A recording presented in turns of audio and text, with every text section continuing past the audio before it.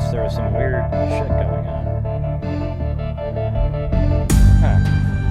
What would that be? Oh, weird. Okay. It's Adobe. Who the hell knows what that was? Wow.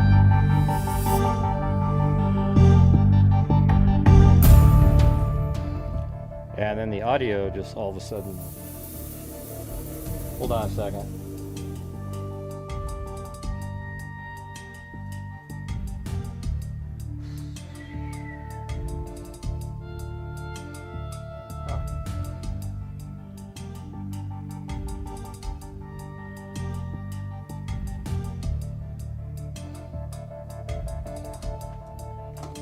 Yeah, I'm not sure what's going on with the audio files, but hey, yeah, I opened up the middle of the in between them so you guys could see both of them moving around.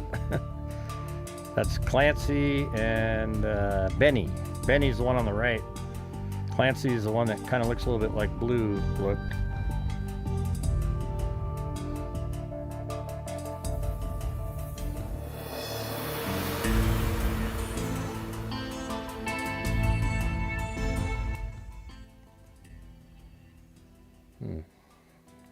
Hold on. There it is. Let me see if there's something wrong with this. Oh yeah, there you go. Okay. So we just started that. And then let's see if it opens up if I gotta get my sound effects, you know. You gotta have those. It looked like they were working, but then I guess they weren't. So yeah, tonight we've got an update, Luigi Mangione, and we have Lance Twiggs, more of a description of the deal, and then we're going to go over the full sentencing hearing of Rex Heuermann, you know, and then maybe even, you know, just kind of break down like family members speak, so we could, before, you know, right when they're speaking, we could stop and then go, okay, here's who that person was. You know, the judge was pretty awesome at the end. Lisa sent me a clip, and then Timothy Cecil sent me the full deal. All right, let's see. Hey, all right, it's all working now. Very cool.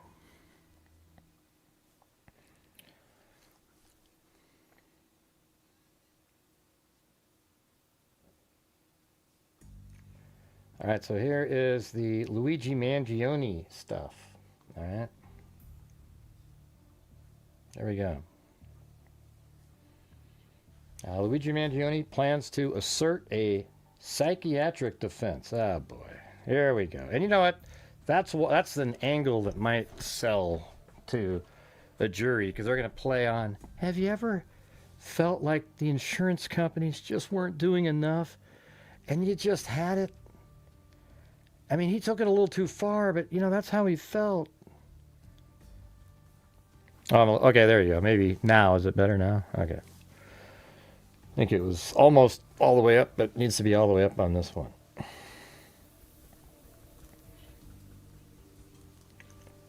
All right. So Luigi Mangione plans to assert a psychiatric defense at his state murder trial, claiming he was suffering from extreme emotional disturbance when he gunned down United Healthcare CEO Thompson. Hey, look at that. 70 Months by Timothy Cecil. And yes, you guys, this is another night. So if you have the ability to help support the channel, I would appreciate it. We're behind last month at the same period, but we're hanging in there. We're hanging in there. It wouldn't absolve him of the December 1st, 2024 killing, but could free him from prison sooner. I see. Like he'll get a smaller, lesser sentencing. If a jury accepts that defense, the panel would convict Mangione of manslaughter and would face up to 25 years in prison. Alternatively, how could he get manslaughter? He literally, like, 3D printed a gun and went out and planned it all out and killed somebody. I could understand if you were sort of, if it was like spur of the moment. You were denied some kind of coverage and bam, he just like ran down the street and went nuts, That's not what happened here. Thank you, Texas girl, for 17 months.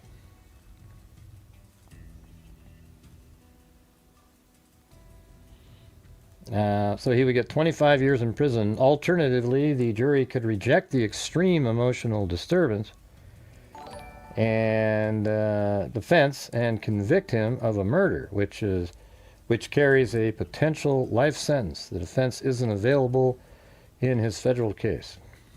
And thanks for the 2 months there, Lori Bach. Shake my head. Judge Gregory Caro announced the decision in court Wednesday, 2 weeks after holding a secret hearing on the matter at the defense request. He said he will release a transcript from the hearing and other records once redactions are made. I don't know. I can't really think of it like a reason the judge would accept that. Caro said Mangione's lawyers first notified him in a sealed letter last September that they planned to pursue a psychiatric defense and confirmed the decision at the June 3rd hearing. But the judge warned they're coming close to not being able to put forth a defense. After prosecutors complained that Mangione's lawyers had yet to give them details about what they say triggered their client's extreme emotional disturbance. Yeah, remember he had the back problems. Prosecutors need to know that before they have their own psychologist expert evaluate him, Caro said. So they need to have that information. Caro said he didn't expect the development to delay Mangione trial, which is scheduled to start September 8th. Wow, that's coming up.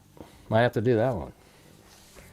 Now, we covered that one at the beginning. I would say better than anybody. We had it all nailed down, all the locations that he went to in the city, mapped out. It was pretty good. Caro said he didn't expect the developments to delay Mangione's trial, which is scheduled to start September 8th.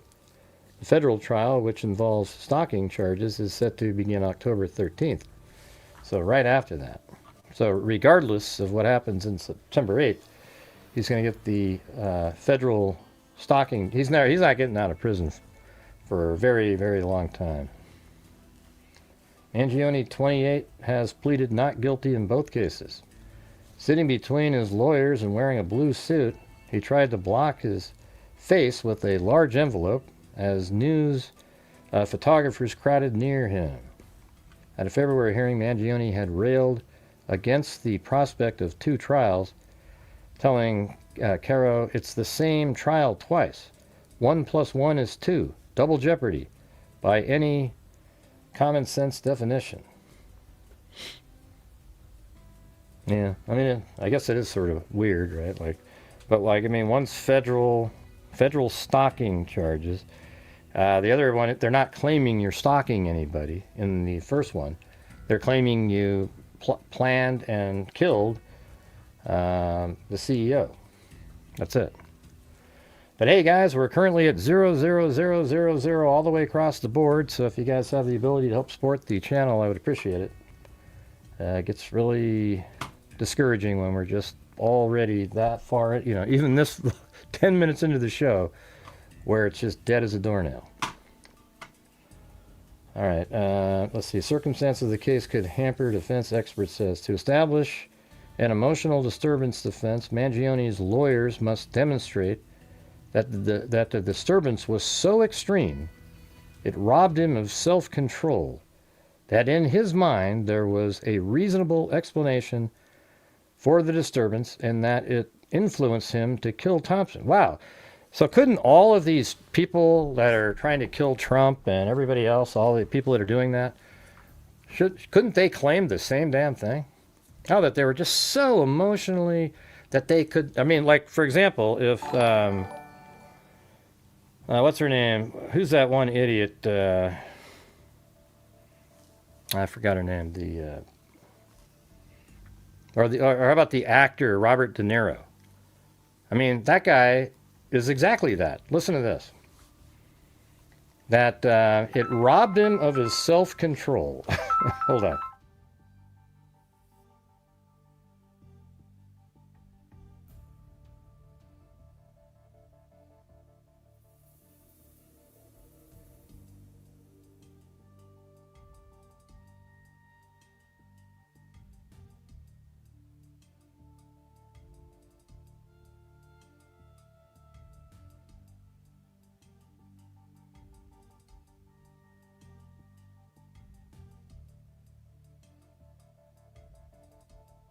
All right.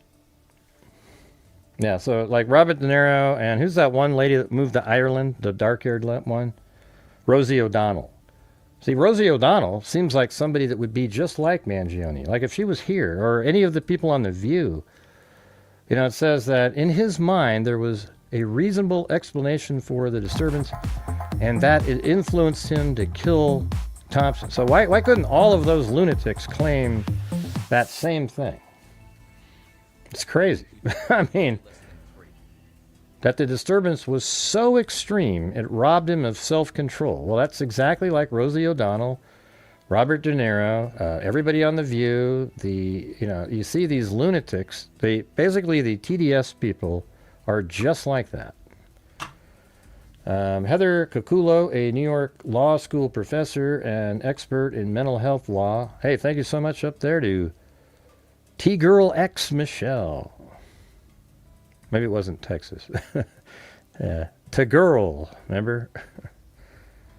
Yeah. Thank you. A New York law school professor and expert in mental health law said Mangione's lawyers could try to accomplish that by having a psychologist testify about his mental state at the time of the killing, and that the extent of any trauma, abuse, or emotional instability he suffered. But he said they aren't required to show any proof of mental illness or show he was in danger. The circumstances of Mangione's case could make it tough for his lawyers to convince jurors to accept a defense that people often associate with crimes of passion. Right, that's exactly what I was thinking. Like a second-degree murder. Or a sudden outburst where someone is given shocking information that evokes a strong response. So like walking in on your loved one with somebody else, right? That's what you would think that this would be. But you can't really say that when he literally planned the whole trip, took buses all over the place, or trains, or I think it might have been trains. I can't remember now exactly. I think it was trains. Or he was at a train station at one point. But either way, he traveled around, he printed a gun, and then he knew exactly when that guy was going to be there, and then he shot him. Okay? This is so stupid. And I'm going to tell you, people who support Luigi Mangione are idiots. Every one of you. So if you happen to be stumbling upon the show, and you're one of the people that supports Mangione, I'm just going to tell you right now that you are a dumb, idiotic person, and you'll always be that, okay? Anytime you're out there supporting somebody who is going to, that thinks it's okay to kill somebody else for doing their job, you're an idiot, all right? I'm not watching you anymore, Gray. I felt just like him. Well, then you're a psychopathic moron. Get the hell out. Man, I just think it's disgusting. It's like the same people that send letters to Koberger and, oh, Luigi, if he was out of here, he'd be with me because I'm so hot too. And, if I could just get him alone together, I could, oh, God, look at what he did too. He helped all of us. You're sick. Okay? Disgusting. Hey, thanks, Wild Bill Wassman. And alley cake. Again, you see. Anyway, thank you guys. Yeah, anyways, it says, prosecutors say Mangione planned the attack, wrote a notebook about wanting to whack a health insurance executive. Well, isn't that amazing? So he wrote a book about whacking a notebook. He wrote in a notebook that he wanted to whack a health insurance executive. You know, but it's not like, where's that emotional thing there? You know, like, and why did he pick that guy? I mean, it's just a joke, man. So it says a health insurance executive and traveled from he thought he's going to whack a health executive, and then he traveled from out of state to ambush Thompson 50 as the CEO walked to a Manhattan hotel for an investor conference.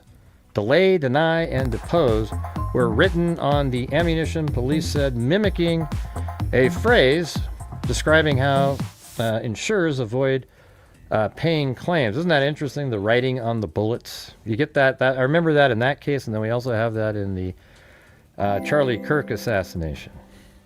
Hey, thanks, Timothy Cecil. He's trying for a wave, everybody. Let's see if he can do it.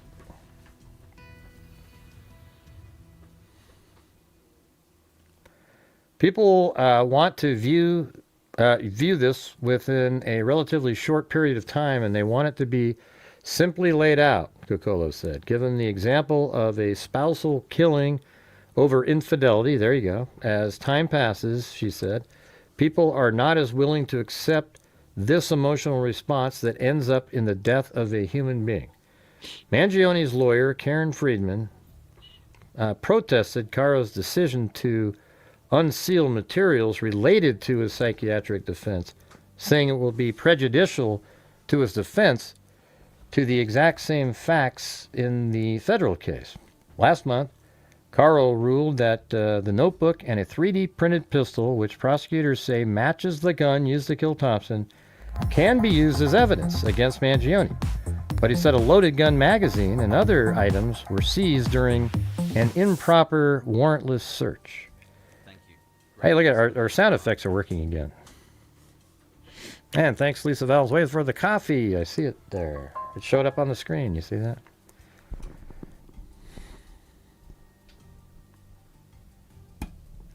Hey, Tim, Wild Bills keep saying hello to you. And you haven't responded, damn it. Hey, thank you so much, Haley. Appreciate it. All right. And then there's another article. It's probably the same.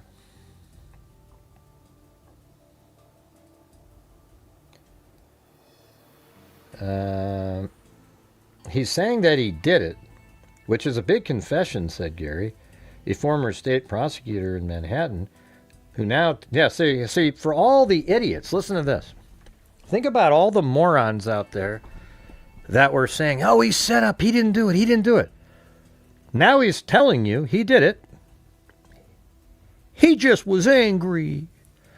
You know, like he's now admitting to you morons that thought he was so hot and he was going to go out on a date with you.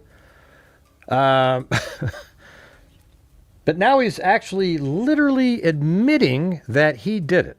It's just that he was emotionally, distraught. Isn't that amazing? So are all these same people now going, that's okay, Luigi? I didn't think you did it, but now I know you did, but for a good reason. Oh my God, you gotta be kidding me.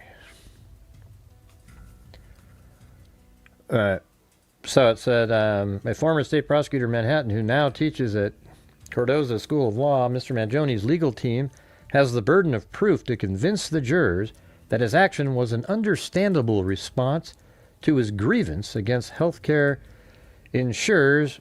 And remember how we were saying on here that, hey, look at Mangione did it. There's no doubt about it. 100%. And we said that 1,000 times, that there's no doubt whatsoever that Mangione is the killer in this case. It's one of the most obvious cases, again, just like the Tyler Robinson case. But you had all these people, no, he didn't, Gray. How come? Because I support him. Well, that's great evidence. Thank you so much. Yeah. Anyways, it's not going to work. I mean, it could if you had even 2 or 3 idiots on the jury, and they might go, yeah, man, I remember this one time when I didn't get insurance, my dad or mom didn't get insurance. I was so angry, and I can see doing that. So, yeah, it's okay. Yeah, no, it's not. Okay? Law and order is what we need in this country, not little sort of, little feel good, let's try to give him a chance, Luigi. All right? He's a killer. He's a psycho. He's a sociopath who just happened to, not just happened to do anything. He planned it all, and he's a psycho, but he wants to use you out there, the people that believe in him, as his little pawns and guinea pigs to be like, hey, come. I don't know, man. I'm sick of it. Absolutely sick of it. All right, now we're going to move over to the Tyler Robinson information. All right, here we go. And notice I had about 90 people, and now there's 78. That means there was 12 morons who literally supported Luigi Mangione who left. All right, here we go. We're going to go over to here. And, yeah. All right, so it says Lance Twiggs, the transgender roommate. And by the way, there's some other pictures of him. Like, I hadn't seen these pictures of him. Apparently, that's what he looks like now. Maybe. I don't know if it really is him, but that was in Daily Mail, But you've got Lance Twiggs, the transgender roommate and romantic partner of Charlie Kirk, alleged assassin. Tyler Robinson was given limited immunity, so it's limited immunity, for a recorded statement he gave to authorities in April. So just 2 months ago, he was given limited immunity. And we knew that he was given immunity, but this is more like what kind it is. Yeah, there's only 88 people. Ridiculous. Prosecutors said in a filing on Tuesday that Twiggs was given use immunity for a statement that he offered to authorities on April 20th. Prosecutors want to use Twiggs' recorded statement and his communications with Robinson around the time of Kirk's killing at the July preliminary hearing. Yeah, so they want to use what they recorded from Lance Twiggs in April, and they gave him limited immunity. So it says on April 20th, 2026, in preparation for the preliminary hearing, Mr. Twiggs gave a recorded statement under oath and after an admonition that any false statement would be punishable by law and could be like basically, lying when you're in court, perjury. That any false statement would be punishable by law and could be charged as obstruction of justice. Mr. Twiggs was also given use immunity by the United States Attorney's Office and the Utah County Attorney's Office. I wonder why the United States needed to be in there. Meaning that his statement at the April 20th meeting could not be used against him. Yeah, so that means even fruit bore from that. Like, you can't go out and, like, what he told you at this hearing, you can't go out and then research some of the things he said and then go, oh, wow, look at this, and then find something. I think that's what that means.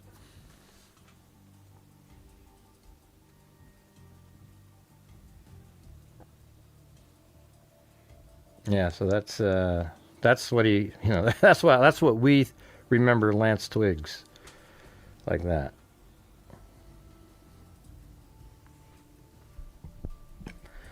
Yeah, I don't know. I don't know if he knows. I mean, I believe that the notes, not the notes, the messages that they sent back that conversation is real. I think it's absolutely real. I think it's, hey, thanks up there to Lori. She's trying for a wave too. Right now we're at 1/10 of a nightly goal. Let's see, we've got, hey, thanks, Allie Cake, as in, I'll eat cake. Hey, Whiskey Bits, Michelle H., Haley, Mel Stiller, Wild Bill Wassman, T-Girl, T-Girl Michelle. All right. I think it's, okay, so I believe that the messages that they wrote to each other were real. Like, it wasn't, they're not contrived. Like, they didn't plan to make the messages to try to help Twiggs or something. You know, some people think that that's something that they did. I don't believe that. And I don't believe it because in the messages, as I've pointed out, there's like a couple times where it's basically proven that it's spontaneous because he didn't even know what he was talking about one time. If you're planning it out, you're writing it, okay, put this in there, and you're just kind of writing it to, and I don't think he knew here's what I think. They both hated Charlie Kirk. Twiggs probably let him know how much he or she, or he would say she, but I don't even know now because now it looks like he looks like more like a guy. Then I think he absolutely hated Charlie Kirk because he's like a legit transgender person. Tyler Robinson is just sort of like was new to all this stuff, but he wanted to be a hero. I think Tyler Robinson I wouldn't be surprised if he's autistic or something like that. I don't know. There's something, he just seems a little different, And it doesn't mean he's not smart or capable of making decisions, etc. I'm just wondering if that's it. But then he got sort of focused in on doing something for Twiggs, and then he planned to kill Charlie Kirk. And that's why even when he was talking to his family said something to the effect, or he said to them, he told them that he was going to be speaking there, and he goes, like it was a stupid place to pick. And the reason is because he already knew about it a week before he told his parents and had likely gone out there already.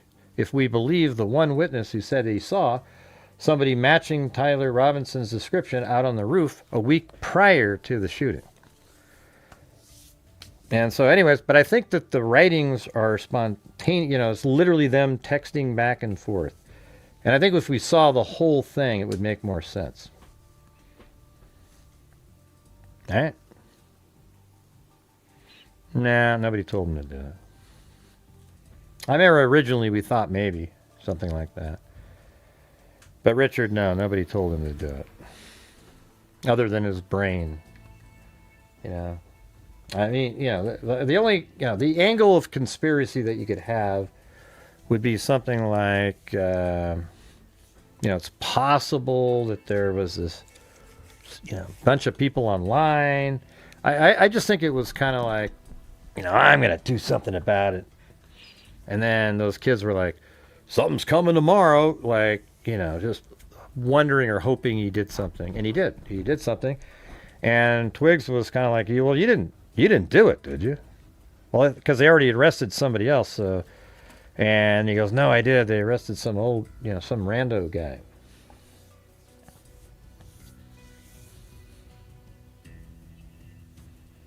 Yeah, Candace Owens. Yeah, come on, you guys. Richard's okay. He likes to type in the all caps. Yeah.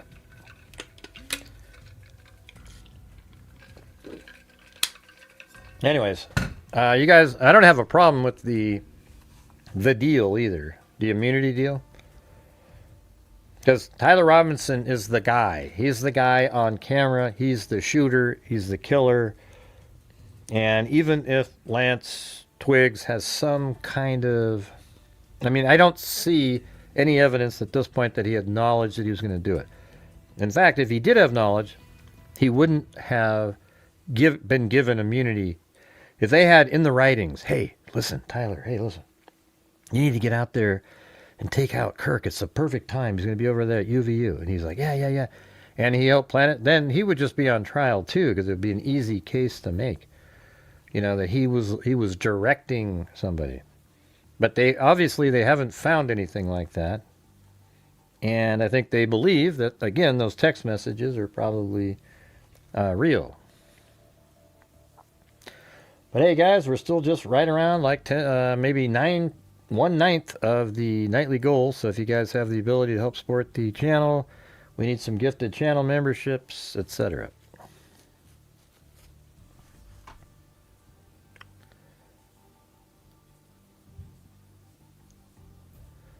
You need to know me to understand the level of self-control I have to exercise when it comes to certain matters, if you catch my drift. No, I don't know what that means. I have no idea. Let's see, maybe I can catch up.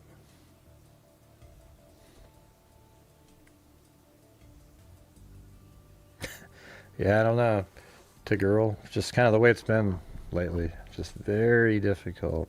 Just miraculous nights when somebody, comes in that wants to support the channel later. But man, it seems like it's, I don't know.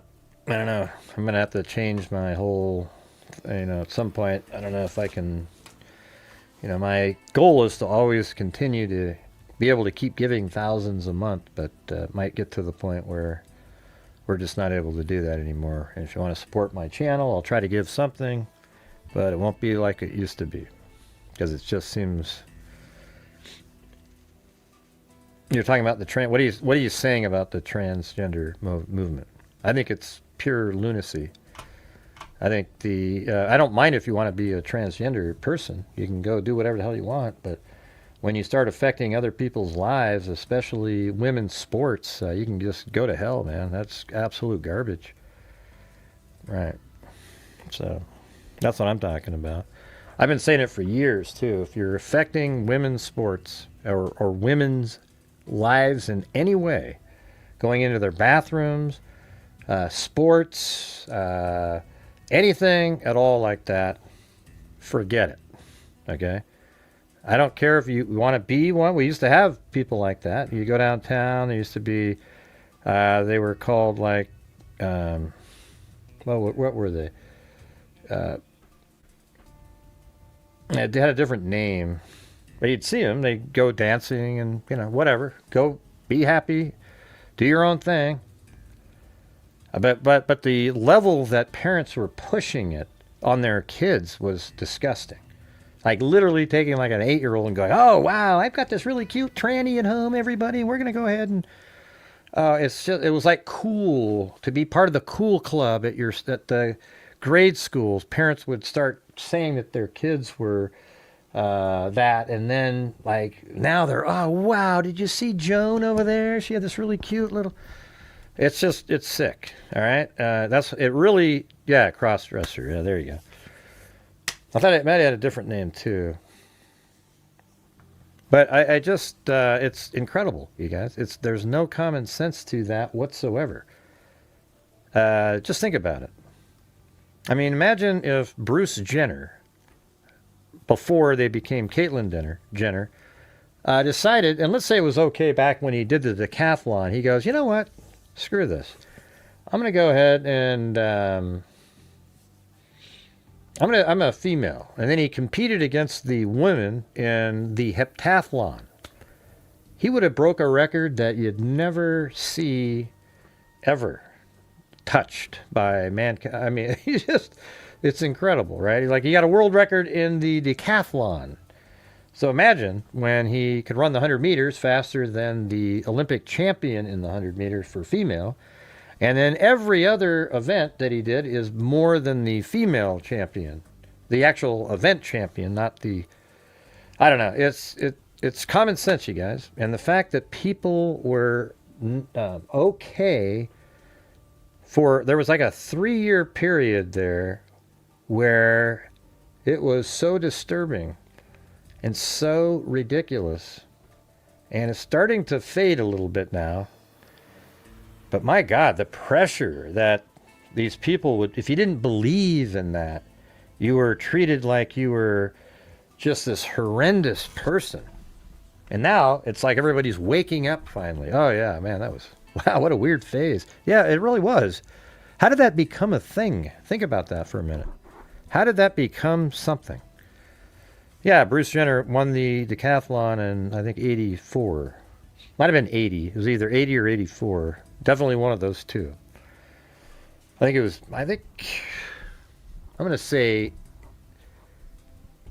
80. I'm just guessing. Yeah, 84. I'll go 84.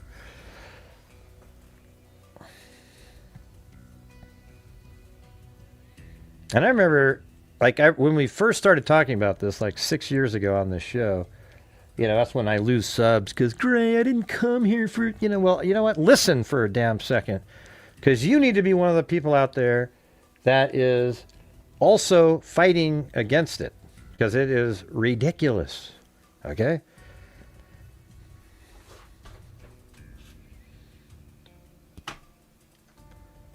And I'll tell you what, in the Olympics, I'd be okay with this. Want to hear something?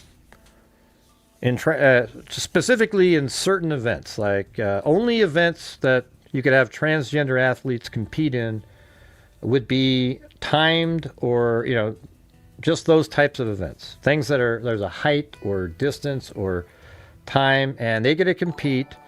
And at the end, the fastest female, biological female, is the women's champion. Then a transgender champion, and then you could have the male champion. I wouldn't even mind if they did it open. I've talked about this before. For the 100-meter dash, it's open. Any person can run in it. Okay? And so if it turns out at the end that a biological female ran the 100-meter dash and made the finals, so the final 8, that'd be incredible. I would be like, that is the most incredible thing I've ever seen. You finally find a female that could run 995 or something, or 10 flat, and she made it to the finals. That'd be amazing. But that's likely not going to happen.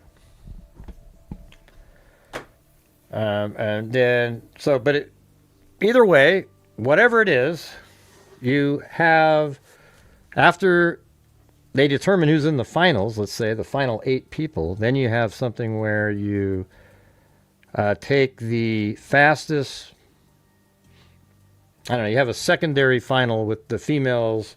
I guess you'd have to have one with just transgender people, and then just, forget it. You know what?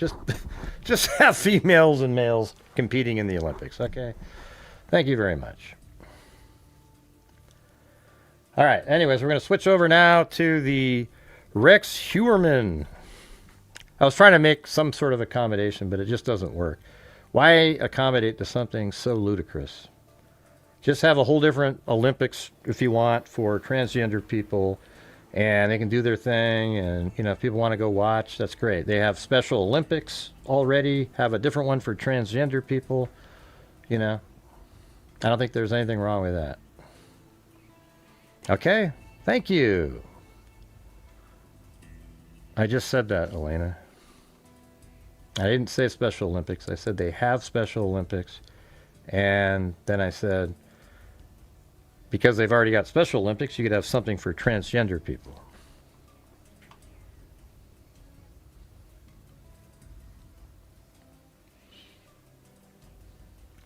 All right, guys, we haven't budged again. We are struggling around. We are just barely at, let's see, what are we at? We're at 1/6 of the nightly goal. All right, I'm going to open this up right here, and here is the full hearing, okay, of Rex Heuermann.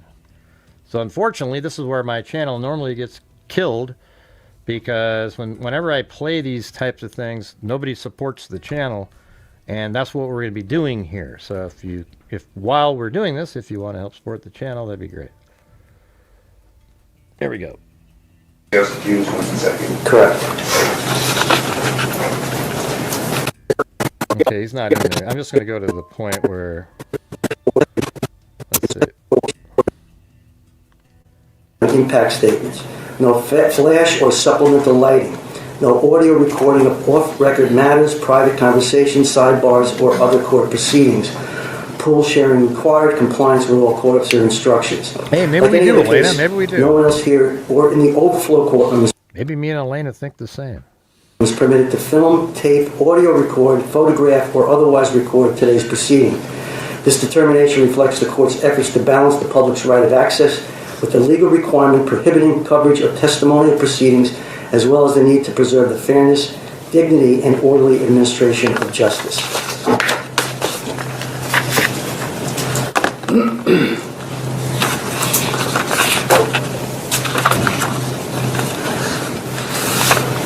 So this is a full Rex Heuermann hearing. Family members get up and speak and stuff. So I think that would be, after covering it all these different years, it'd be interesting to hear what they say.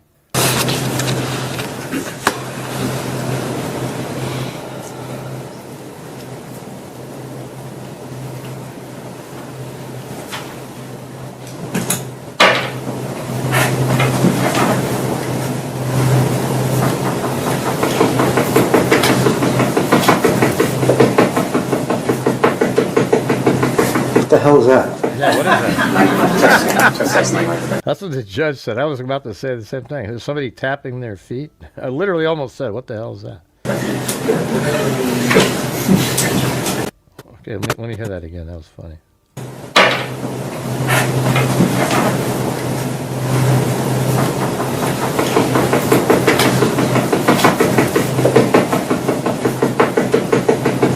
What the hell is that?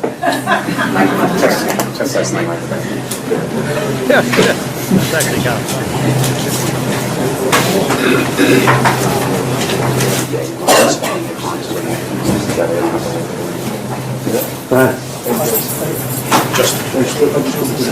Just.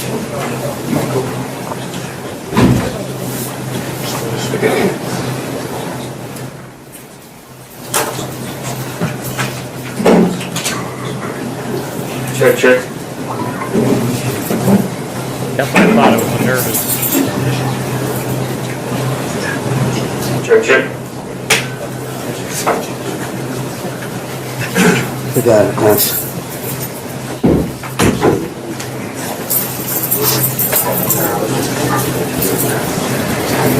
I tried to fix the audio on this. There's like 2 different audio tracks that I had to create because one of them focuses in on his mic, and then the other one focuses in on the mic that the people speak into.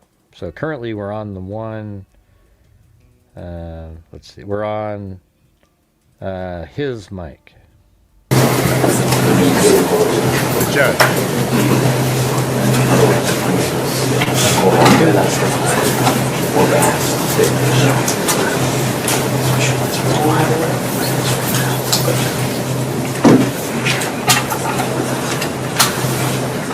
Ken.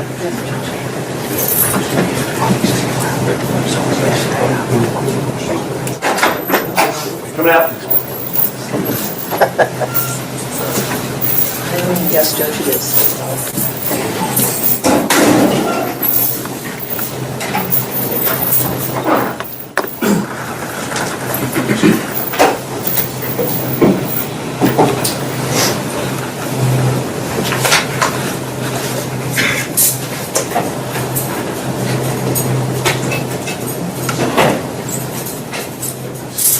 Council's going to have your appearances, please. For the defendant, Michael Brown, 320 Carlton Avenue, Central Islip, New York. Good morning, Judge. Good morning. For the defendant, Daniel Coyce, 320 Carlton Avenue, Suite 2000 in Central Islip. Good morning. For the people, Nicholas J. Santamartino. Good morning. For the people, Assistant District Attorney Andrew Lee. For the people, Lawrence. Good morning. Good morning. Mr. Brown, is your client ready for sentencing? We are, Your Honor. Thank you. People wish to be heard? Yes, please. Your Honor, prior to the people making its recommendation as to sentencing, the people wish for several victim impact statements to be delivered.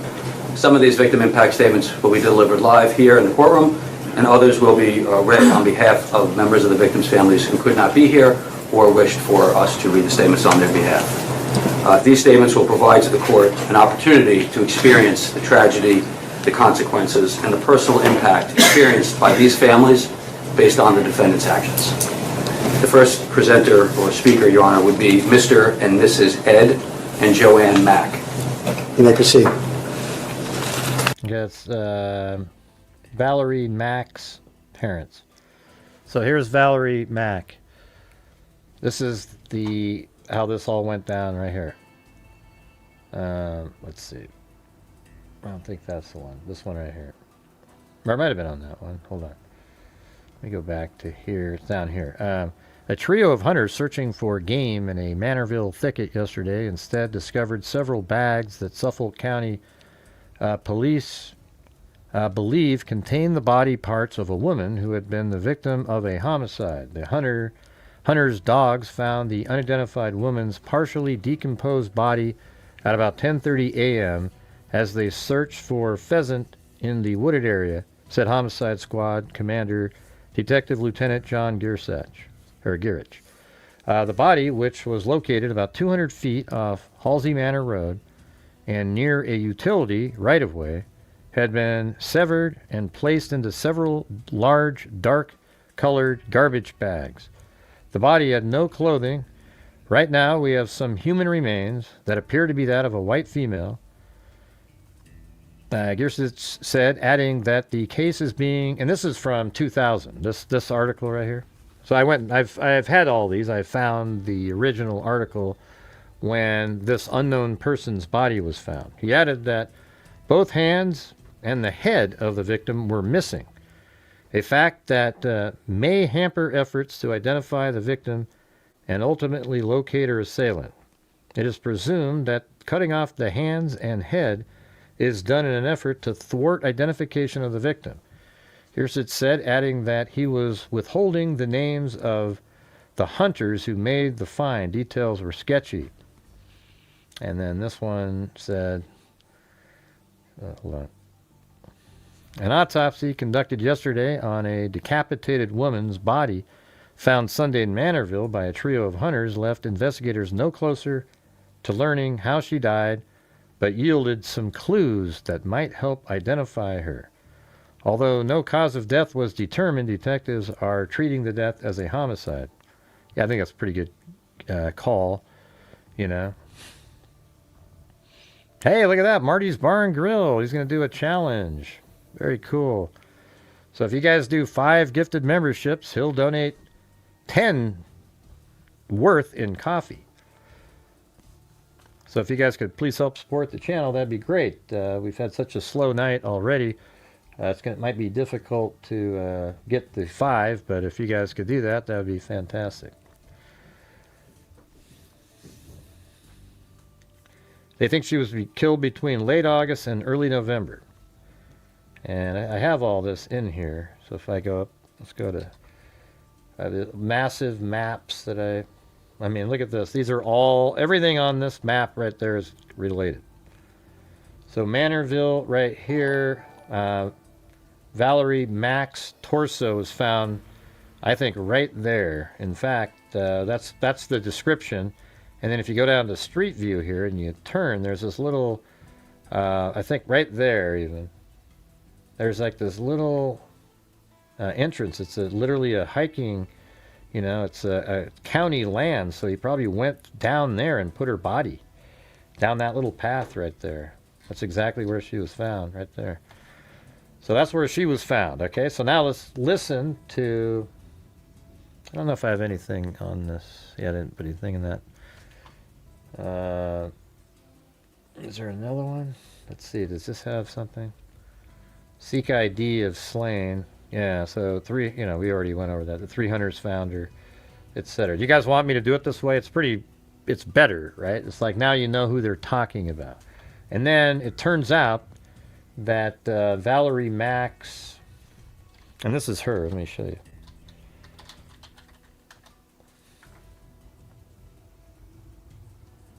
That's Valerie Mack right there. That's what she looked like.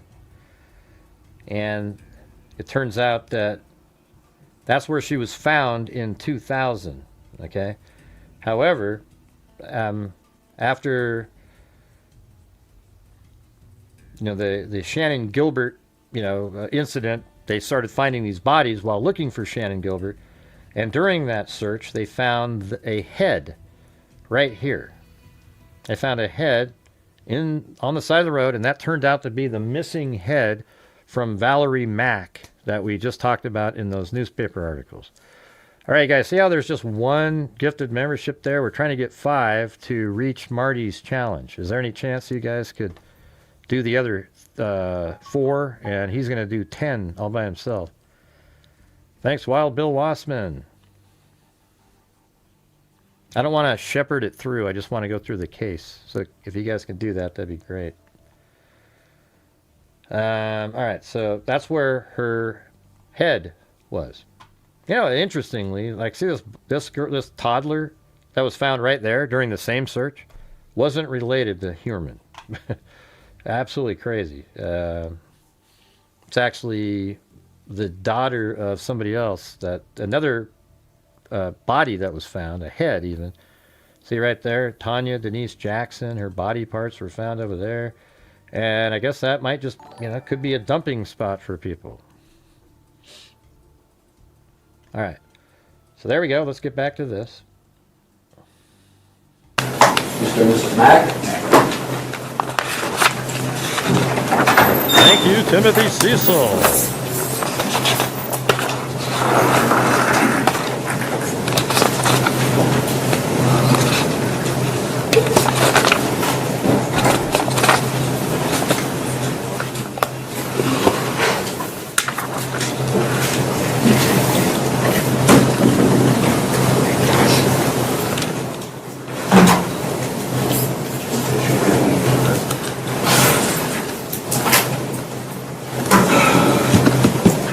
You may proceed, sir. Mr. Heuermann, you have done horrendous things to Valerie's earthly body, but you have not touched. Thank you, Chris O'Connell. Hey, by the way, I sent you an email, Chris O'Connell. I'm not sure if you get them. I don't know if I sent it to the right one or not, but I sent you an email. The real Valerie. To paraphrase C.S. Lewis, there are no ordinary people. Oh, yeah. So let me switch now to the other audio. And you'll see it sounds way better. Watch. So here we go. You can mute this one. Go like that. You have never talked to a mere mortal. Everyone you've joked with, worked with, married, Hold on. Let me see. Is that better? snuffed, or even killed I'll leave it here. is Louder. born an immortal creature. Each will live forever, either in majestic glory or imaginable horror. I can only imagine when my day comes and I find myself standing before Jesus, Valerie will be at his side.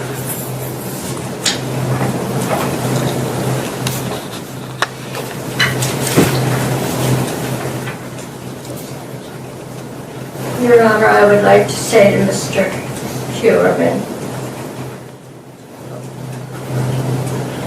what you have done to our family is beyond what words can express. Even though justice is done, it cannot replace what you have taken from us. Or can it give our beloved Valerie back her life here on earth? I do, however, want you to understand that even though you were able to commit these horrendous atrocities against our daughter, and no matter what sense of power or control you felt over Valerie's body, you were never able to touch her soul. I'm telling you, unless you get yourself right before God, Valerie is the one who is free today, and you are not. She is living her life with her Savior, Jesus Christ, and what... Yeah, you know what I hate the most is, like, I mean, I get it, like, you're really religious, but I could see her saying, let's say Heuermann you know, I don't know, like I could see them forgiving him. I can't stand forgiving killers, you know, right? It's just like people who I can't say I can't stand the person who forgives them. I can't stand the concept of it. Like, oh, you're doing it for yourself because you're holding so much hate. I don't know. I think you're always gonna. I think you still feel a certain way. You know, I just can't do it. You know, can't do it. But hey, guys, we still need 2 more gifted memberships there. Unfortunately, we don't have a lot of people watching. People are more interested in something else. I don't know what it is. You have done has gained you nothing. I'd like you to understand the thing that is the saddest to bear is that you took away every chance that she ever had these past 26 years since you took her life to attain any of the goals that she had set for herself, and she did. She had hopes and she had dreams, and you took it all away from her. And you can never give it back, no matter how much remorse or regret, or if you're sorry, but you cannot give her back what you took from her and her son. You took away a lifetime for him of his mother's love. Maybe this will sound better. That's all. Thank you, Nana. That was Valerie Mack. Next, Your Honor, Ms. Danielle Mack, adopted sister of Valerie Mack, which is addressed. Very well.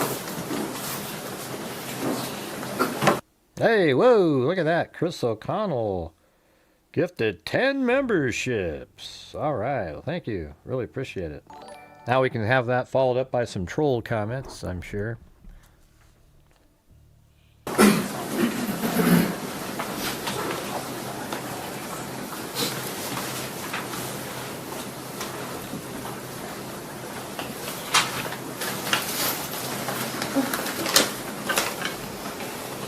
Thank you. Hello. Today, I'm here to talk about the impact of Mr. Heuermann's crimes.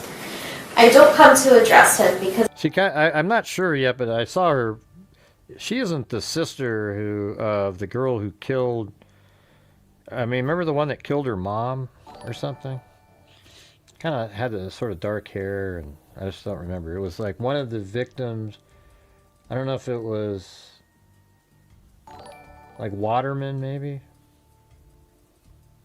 It was one of the ones where the person kept writing letters. Let me see, is it this one? Or, Heuermann did. because I don't believe he is worth addressing. He doesn't Thank you, Marty, for the coffee, and Chris O'Connell. have the humanity to feel remorse. He is a selfish, entitled man who felt like my sister and the other victims' lives Oh, were right, yeah, that's right. It was Shannon Gilbert, the one who wasn't actually killed by Rex Heuermann.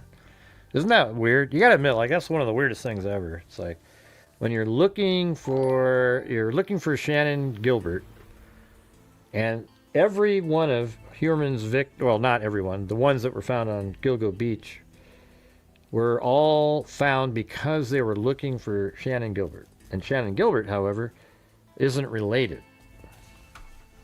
I don't care what that attorney tries to tell you.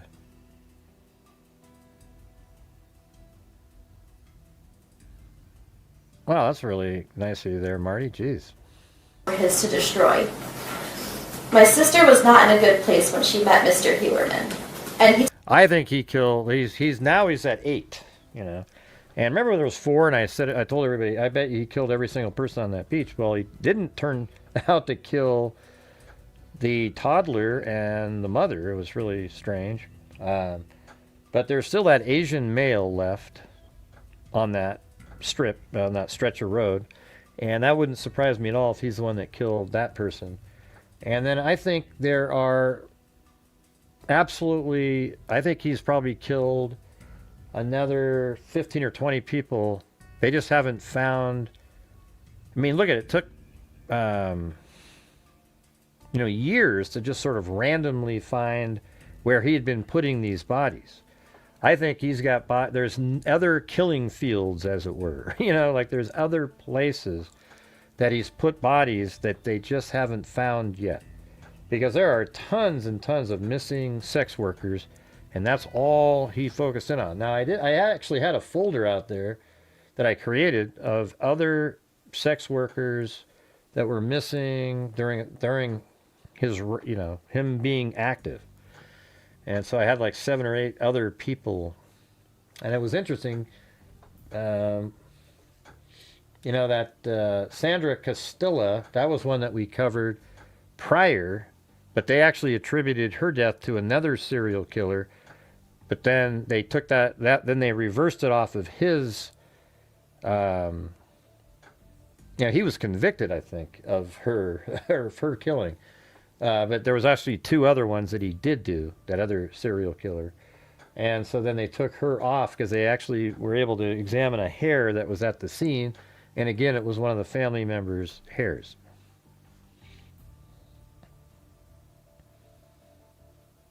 He took advantage of that. She'd never have looked twice at him if she hadn't been struggling. Despite her struggles, despite the mugshot that the media has spread of her, Valerie Mack had a fire inside of her that lit up the world around her. Oh, this is the whole Valerie Mack family, so this is another. She was strong, protective, sharp, funny, and beautiful inside and out. From what I have heard of Jessica, Maureen, Melissa, Megan, Amber, Sandra, and Karen, this is something all these girls shared in common. Karen Vergata was one of the ones that we also said was probably one of his too, because Karen Vergata was I think she was the fire. Right here. They found part of her over here, and then I think the other part of Vergata. Oh yeah, right here. So Vergata's skull was found right there. I mean, look how disgusting Heuermann is, man. Her skull was found there, so he dismembered her. And then some of her other body parts were found over here by the Davis Park beach. So it's a little different than his other ones. He probably, I wouldn't be surprised. I would actually take dogs and go along this whole beach over here, And because the fact that he put somebody over here, did he start moving out into this area? I mean, maybe he drove along the beach and then would drag him. I don't know if there's a road down. Let me see. What is this down here? Is this? Well, there's a little trail down there. You can see it. Wouldn't that be crazy if he would drag bodies out there? I mean, he's like the classic serial killer. That's what Rex Heuermann is. Literally. Mr. Heuermann may have snuffed out their lives and took them away from us, but the fires they lit roar inside each and every one of us, and that is something he can never rob us of.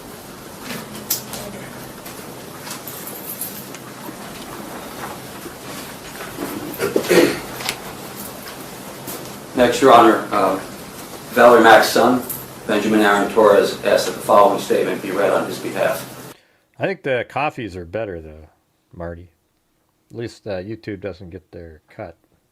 For the record, he is here and in support of the sentencing today. I am the son of Valerie Mack. The amount of pain and loss you have caused my life is insurmountable. The web of destruction you inflicted spans well beyond me and my wounds. So much so.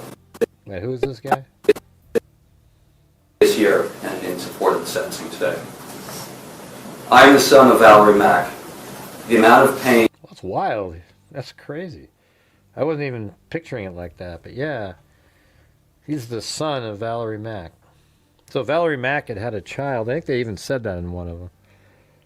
That means, because they found her body in 2000. So, you take 26 years, and this guy looks like he might be 40-ish, So he was probably 14 or 15, I would guess, when she was killed.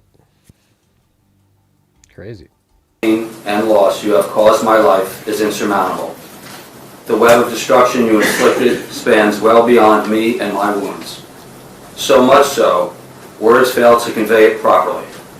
Such a degree of evil and selfishness you have acted out warrants no possible excuse. I will leave you with this. You will reap what you have sown. No one exists. So this is Benjamin. It says her son, Benjamin, who's now 32. Well, let's see. Oh, I guess he's only 32. He looks a little older because of the gray, So that would make him, he was only like 6 or so at the time. His adult life seeking answers regarding her disappearance. In April 2026, Benjamin filed a wrongful death lawsuit against the convicted Gilgo Beach serial killer. So he's the one that sued Rex Heuermann. Exempt from that universal truth. Your Honor, next, Ms. Jasmine Robinson and Violet Swagger, cousins of Jessica Taylor, wish to address the court.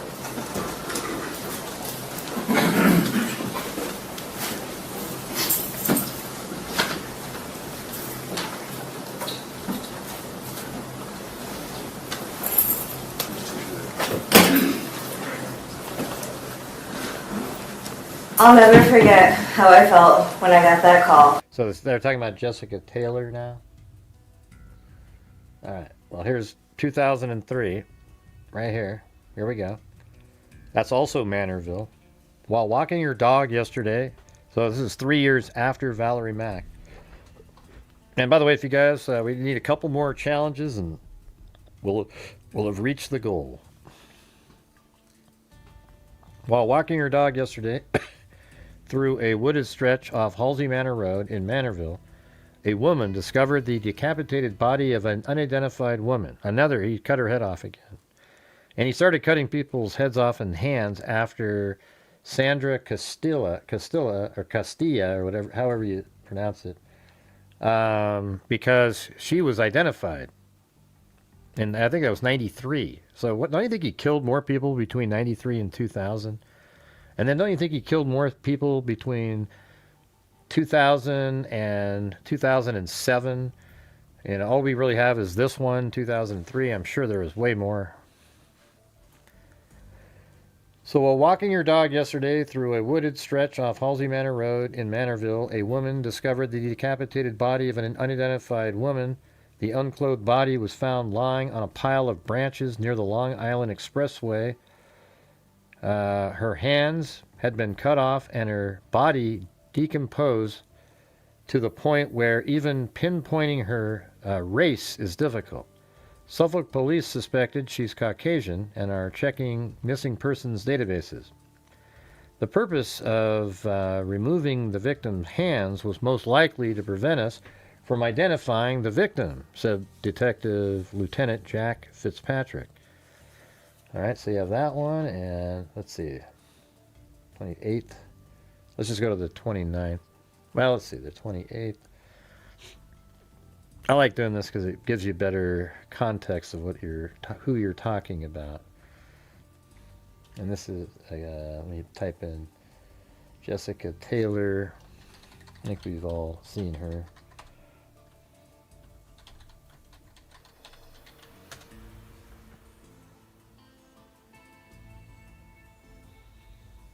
Yeah, that's her right there.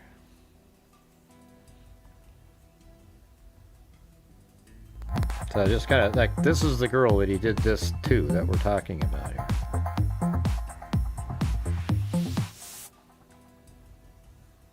Hi Gray and Hi Freak fam, waving hand emoji, heart emoji, waving hand emoji, heart emoji, waving hand emoji, heart emoji. Hey, thanks Karen. Thank you.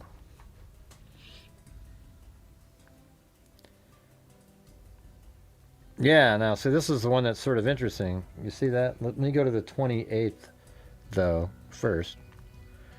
So we had this one. It says, Suffolk police are asking the public to help identifying the woman whose decapitated and partially decomposed body was found in Manorville Saturday.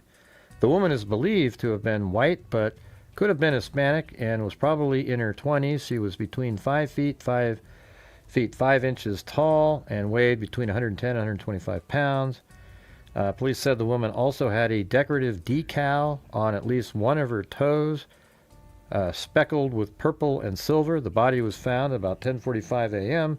by a woman walking her dog in a wooded area off Halsey Manor Road. So she had that kind of, decoration. I think that might be a tattoo. And then this was sort of interesting. It says, Suffolk homicide detectives said yesterday they are exploring the possibility that the deaths of two young women, both found headless and handless, only a mile apart in the same patch of Manorville woods, are linked. They absolutely nailed it. On Saturday, an unidentified body was found at about 10:45 a.m. by a woman who was walking a dog off Halsey Manor. The body, which had several tattoos, was naked and rested on a pile of branches. In November of 2000, so that's Valerie Mack, hunters stumbled upon a similarly grisly find on the same road.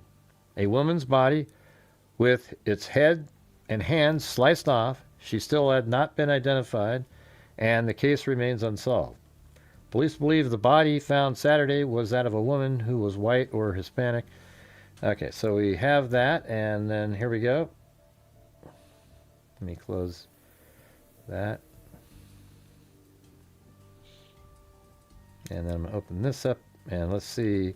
So Valerie Mack was found, Jessica Taylor. See, look here's where Valerie Mack was found, right?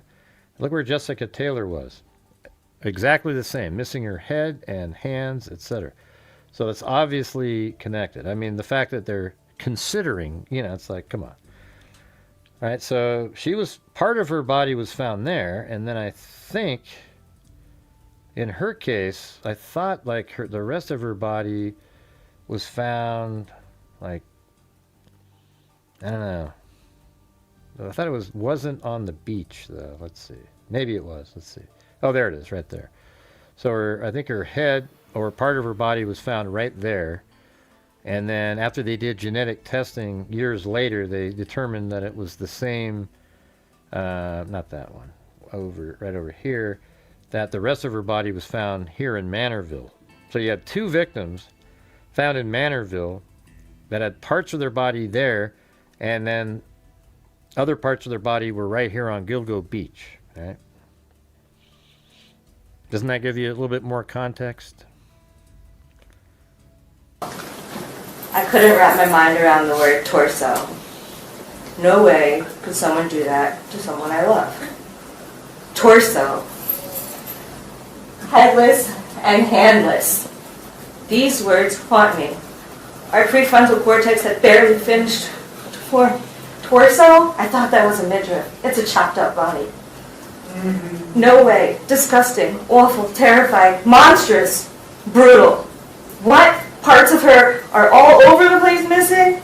They didn't find all of her? All of her. Headless and handless. I still don't understand. That weekend, she was supposed to come home. That weekend, family and friends were looking for her. Loved ones were calling her. She wasn't going to miss that weekend. She never picked up the phone. She didn't call anyone back because of you. I will hate Khalil forever, and I can't even put into words the viscerating loathing I have for you. My heart broke even more that there were more victims. Sick, twisted, heartless. There aren't enough words for these murders. Hey guys, we have a challenge by Karen. She'll donate 10 if somebody else, 2 other people, or whatever it is, 5 people do 2, or 2 do 5, or whatever it is. She'll match it. My heart sinks even up low to 10. for the victims that have not been named or found. May they too get justice. 23 years. 23 years we've waited. For a while it felt like this day would never come. The pain and devastation your murders have caused is immeasurable. Sometimes it doesn't feel real. Decades later, her presence is missed. Always. Decades we have Hey, Marty, thanks for the coffees. Very kind. wondered who could have done that. And then the call. They found her skull. Her skull, my cousin's skull, was found years later, miles away. We had a memorial to celebrate her. I daydream of the woman she'd be today, and I smile with pride. Today she turns our age. Her half birthday was my birthday, and my half birthday was her birthday. And we would laugh, because the calendar math is wrong. I miss her. I know she'd be just as obsessed with my nephew as I am. My sister and I are super close. Can't tell. And we were young. The three of us girls were weekend warriors. It was like Jazzy got a big sister cousin and I got a twin cousin. We were amazing together, always coming up with stuff, always creating, exploring. We knew how to be free when we were together. Weekend warriors. 80s and 90s kids playing double dutch, and that old memory game Husker Du. Oh, there you go. Hey, thanks, Chris O'Connell. Where are the troll comments? Hey, gotta throw their troll comment in there. Hand clap games and Nintendo when we could get a turn. Learning the Tootsie Roll at a dance party in a church basement, being at Aunt Beth's house, having dance parties and movie family nights, staying up late, soda milk. Some people call it dirty soda, but it's soda milk. Sneaking watching Tales from the Crypt with my sister when maybe she was too young, using whatever you can to lay your edges. She was always fly. Some weekends we were country mice, some weekends we were city mice. Slick and sly in any environment, adaptable. We'd explore and we'd strive for more. So there's a pool camera out there. This is the only one I could find that has the whole thing, but East Idaho News has it. But I'm trying to zoom in on the people. But there's Heuermann. All right, we can zoom in on him. How about that? Let's see what he said. Ever curious and longing to experience more, longing to live full lives. We shared everything. Family secrets that will never be yours to know. We shared the good and the bad. We loved each other and knew we always had each other's backs, even when time and distance kept us apart. And then we almost grew up. I was working and noticed my cousin's face on TV. It was her awful mugshot and that terrible photo. Hey, sorry, Sandy, about your dog. That sucks. Or, oh, it's your cat. Okay. I'm sorry you lost one of your pets. That's a shitty feeling. Of her scratched up tattoo. Terrible. Thank you, Karen. And the way they were describing her, like she had no one, estranged, a nobody. My bestie called me immediately and told me my cousin was on the TV and I'm not going to like how they portray her. She was right. And I had already seen it. And was more than angry. Just because someone's family doesn't want to talk to the press does not mean they aren't suffering extreme loss and pain. Pain and grief are different for all of us. The narrative and language regarding Jess and the other victims is finally starting to take it. Hey, all right. Marty said he takes special pride in being hated by the trolls. That's awesome. Yeah. Yeah, these trolls are, man, they spend so much of their time trying to get a hold.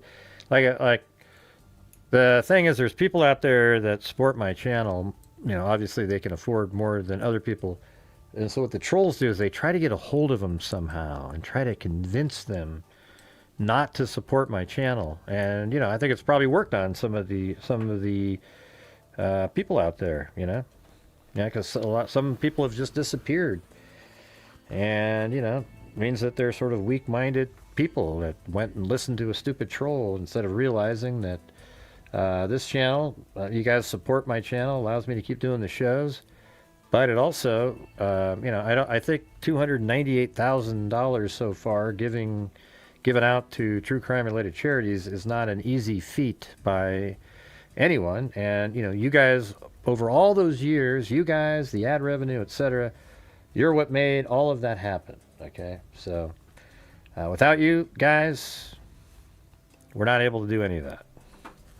And so, you know, it is what it is. I'm sorry that some of you have been affected by these low, intelligent wackos that do this. It sucks. Term, but we can't unhear and unfeel the past. Until you came around, nobody ever questioned who is or isn't my family.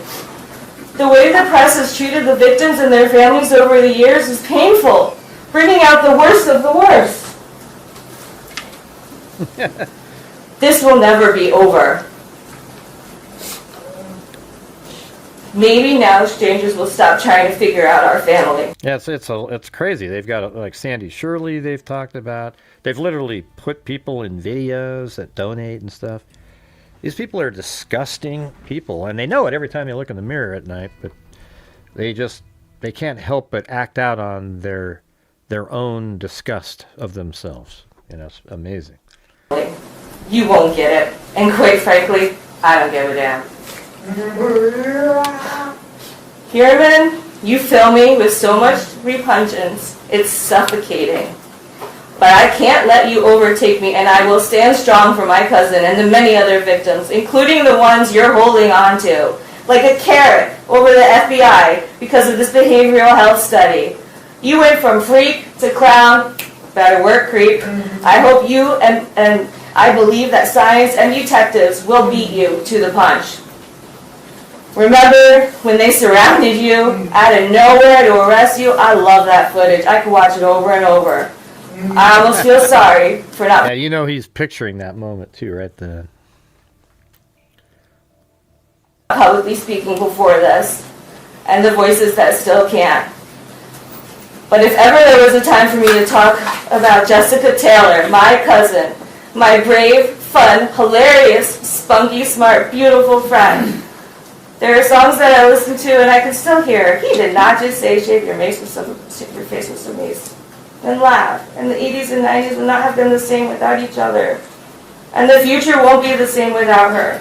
1,000,000 years isn't enough because you won't suffer for that long. You will spend the rest of your forever in prison, and it doesn't feel satisfying. Nothing will ever make this right. This kind of grief stays. Knowing you can never do it again does give me some comfort. Jess is always with us. All right, who's next? That was Jessica Taylor. That's probably her mom. Well, that's probably a sister. Or a daughter. I mean, hell, that could be a daughter of Jessica Taylor, right?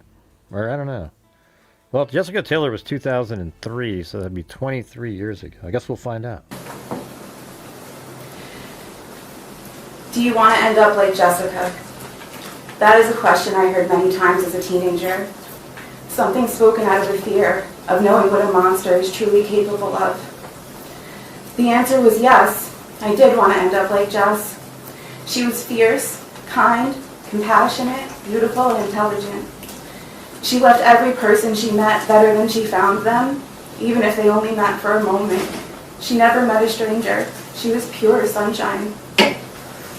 I wish all of the time that I could know her as the woman that I am today, that I could see the woman she would have become. And by the way, you got to stick around to the end because the judge just goes off on Heuermann. That I would have hugged her tighter the last time that I saw her, that she could know my son, the trips us and my sister could have had, the memories we could have continued to make. Instead, I try to remember her through the memories that I'm lucky to hold on to. I pray to her and I leave flowers in memory of her in the places that she was left behind. I fought for her when she couldn't fight. I promised her until the wheels fell off, and I never gave up, even when it felt like I was screaming underwater. If I could say something to her murderer, I would say this. You thought you took her voice, but you didn't know that she had people who loved her. You hunted her, and I hunted you. I would say to her murderer, for someone who spent so much time perfecting his skill, you certainly were sloppy. You made a whole planning document to kill my cousin, and you couldn't even do that right. Let's go through your lists.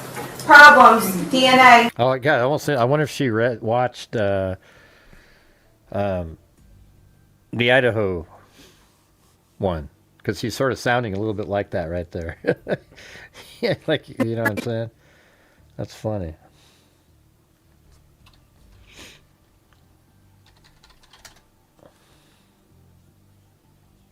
You hunted her, and I hunted you. I would say to her murderer, for someone who spent so much time perfecting his skill, you certainly were sloppy. You made a whole planning document to kill my cousin, and you couldn't even do that right. Let's go through your lists. Sounds like Olivia, kind of, a little bit, don't you think? Problems, DNA, left it. Messed up there, huh? Supplies, hairnet, well, so much for that. Body prep, root of DNA, once again. You wrote it down twice, and you still couldn't get it. And remove ID marks. Well, we know you couldn't do that because she was identified by the tattoo that you couldn't cut out properly. I can wrap around my head around why you would kill, because who would want to be around you? What I can't wrap my head around is why would the FBI even want to waste their time with you? You're boring, you're not prolific, you couldn't even be top 5, you're a nobody. You didn't evade the police, just wasn't worked properly.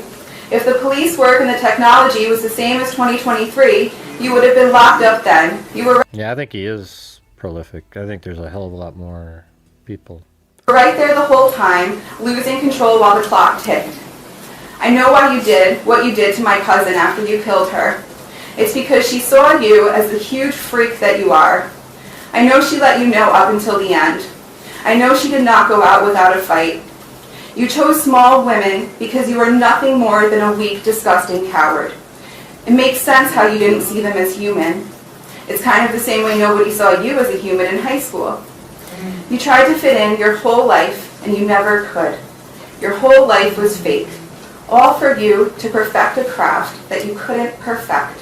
You could never get it right. You could never have full control. You want to know what it is to play God? Well, you will have to face him. Today is Jessica's birthday. She'd be turning 43 today, and I would be able to make fun of her for being an old lady with my sister. When I started my fight for her, there was a piece of me who thought I could bring her back if I got answers. While unfortunately, that will never be true, I know one day I will get to hug her in heaven. I'm so grateful for this day of justice, and I know she is too. I hope she's singing with the angels today, and we will forever celebrate her and all of the victims with love. Happy birthday, Jess. Thank you.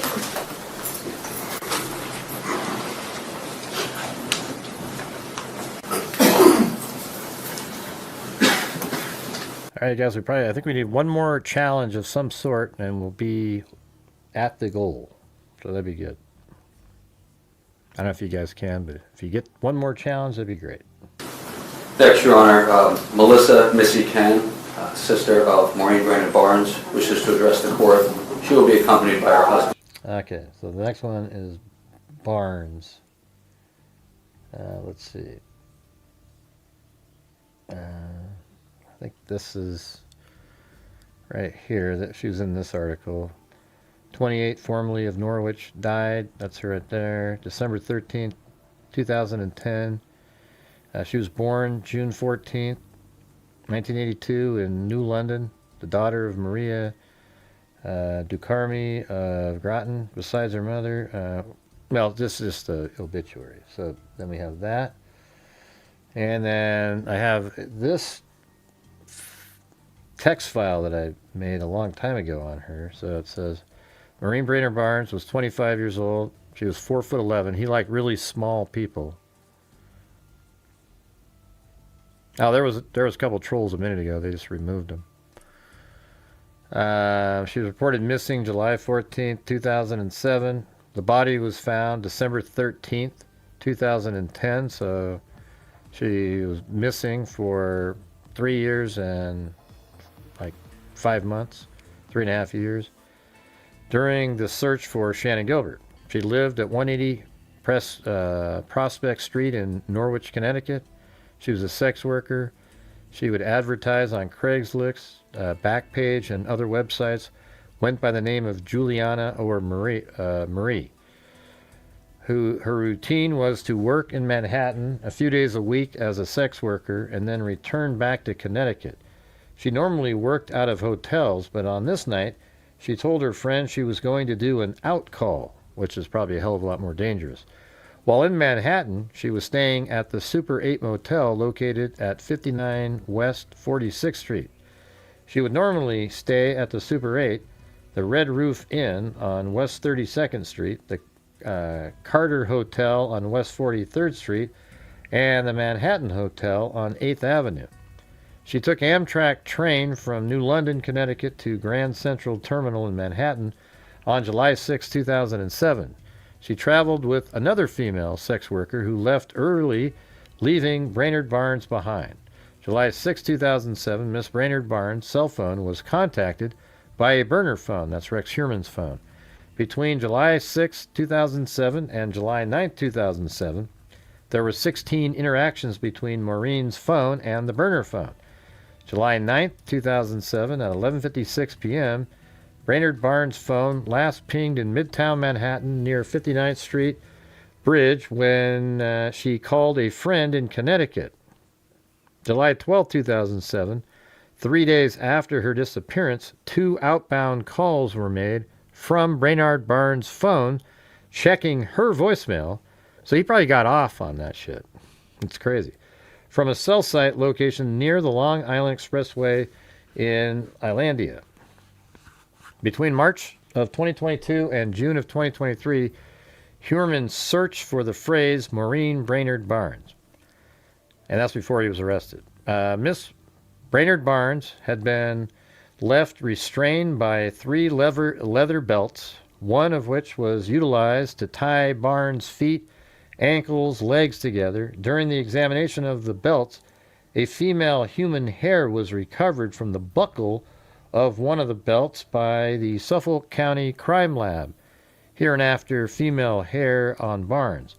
On or about December 18, 2010, the Suffolk County Laboratory this hair and was able to determine that it corresponded to a Caucasian head hair fragment.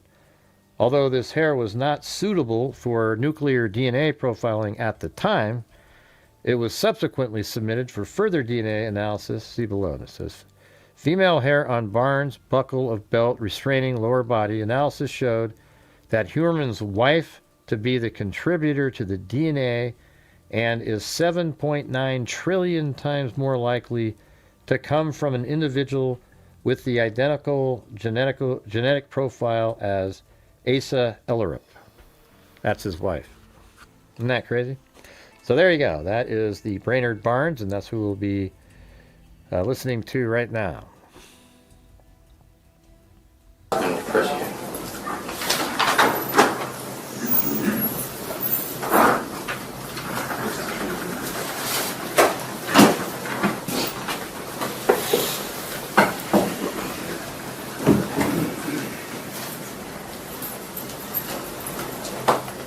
Your Honor, in this court, nothing could have prepared me for the day that Maureen didn't come home.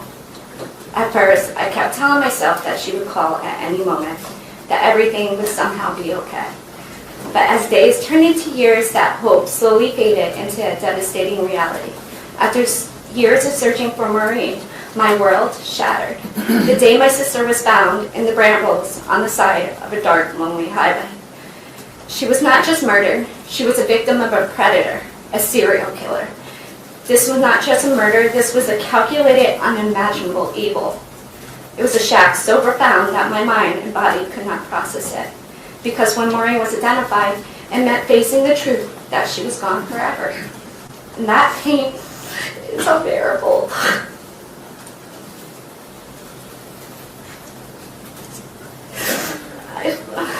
I lived with survivor's guilt for over a decade. I replayed every moment over and over again in my mind.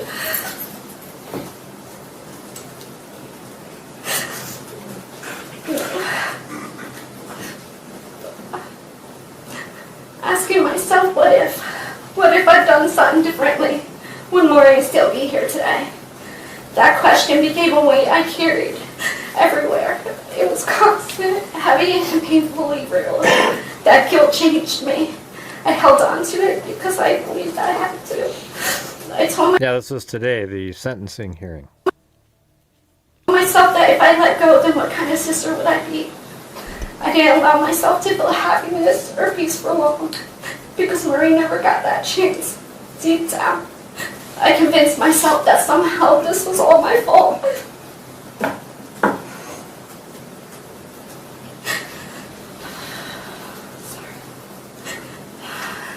It has taken me years to know the truth.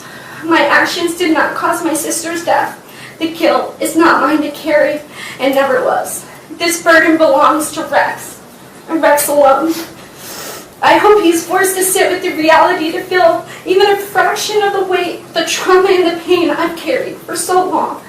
Your Honor, I would like to tell you about my sister Maureen. Maureen was a rare soul, someone you didn't come across often. She was intelligent in a way that went beyond books. She was deeply insightful and the kind of person who would understand you with just a few minutes of conversation. Anyone who sat with her, even for 5 minutes, will walk away knowing how extraordinary she truly was. Maureen was there for me through every chapter of her life that she was alive to witness it. She comforted me when I was a scared child and thunder shook the house. She was the first person I saw when I woke up from a medically induced coma on life support after a serious car crash. Standing beside me, picking cloths and dirt out of my hair, in my most vulnerable moment, she advocated for me and made sure I was cared for. She was there on her own birthday while I was being induced into labor and my daughter was born the very next day. When I look back on my life with Maureen, I remember her as my protector, someone who loved me unconditionally. She never judged me or tried to change me. She loved me exactly as I was. If Maureen's life had not been taken, I believe she would have gone on to touch countless of lives in a deeply positive way. That's the kind of person she was. She was loving, selfless, and unforgettable. She had a nurturing spirit, always putting others before herself. Her kindness, her warmth, and selflessness, it left a lasting mark on everyone who knew her. She was vibrant, and she is my sister. The last words she said to me were, "I love you. I'll see you tomorrow," because she was supposed to come home from New York City.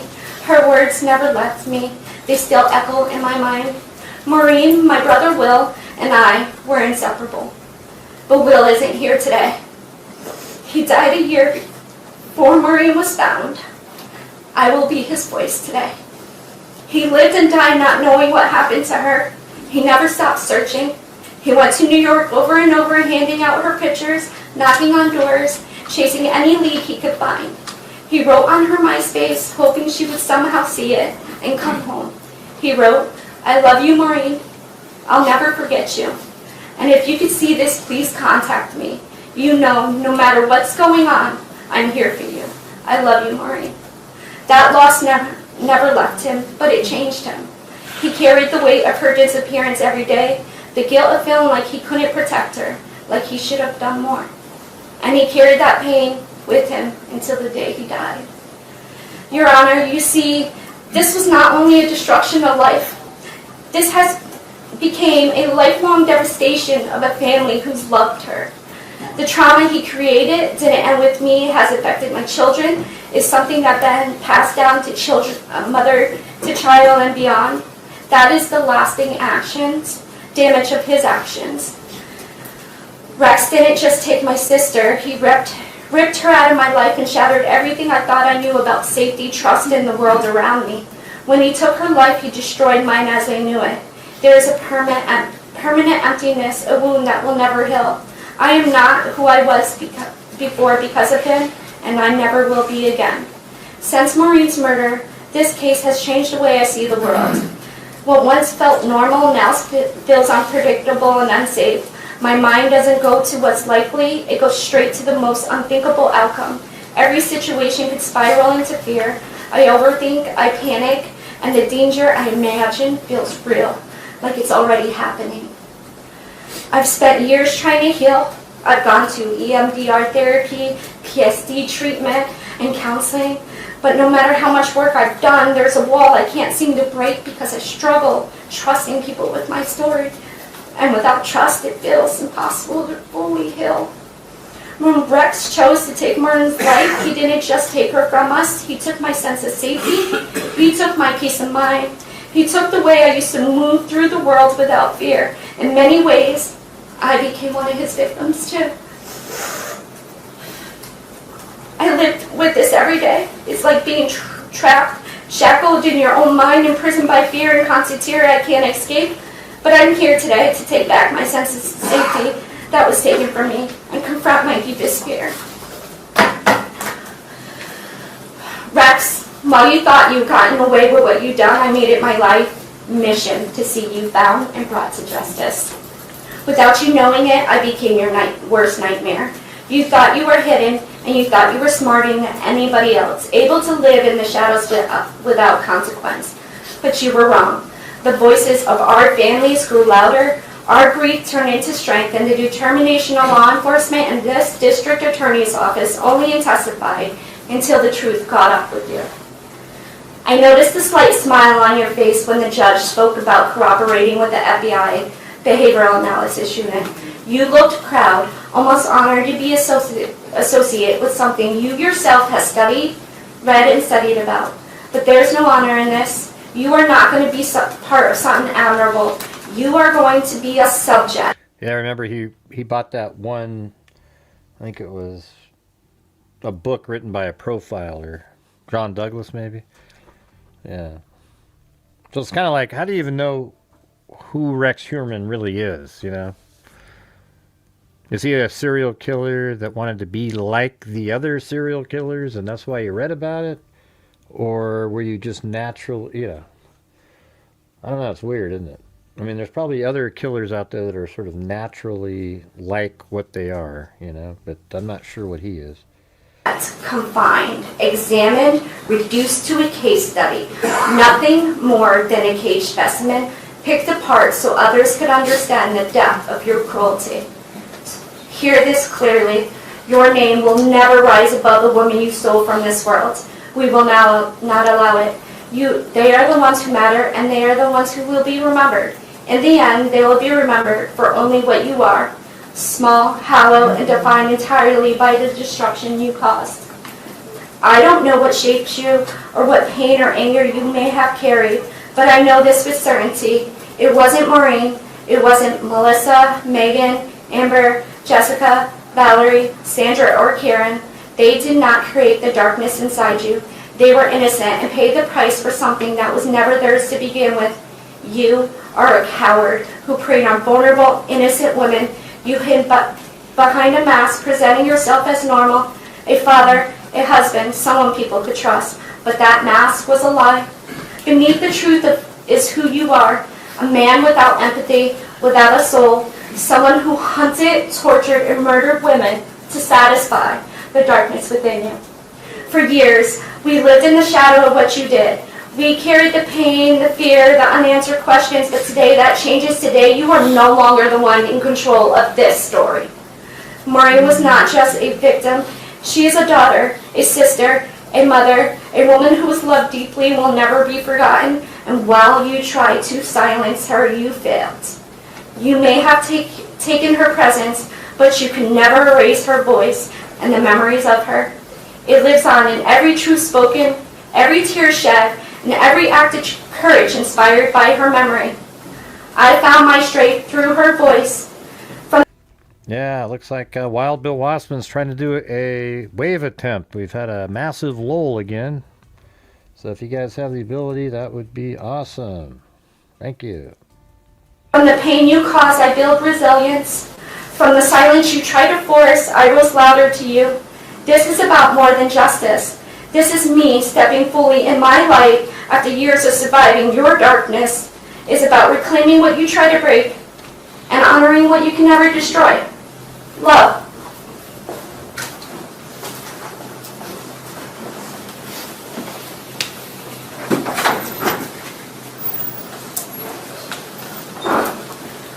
Next, Your Honor, Miss Nicolette Brainerd Barnes and Dylan Haggett, the son and daughter of Maureen Brainerd Barnes, wish to address the court. They will be accompanied by Marie Ducharme, Maureen Brainerd Barnes' mother.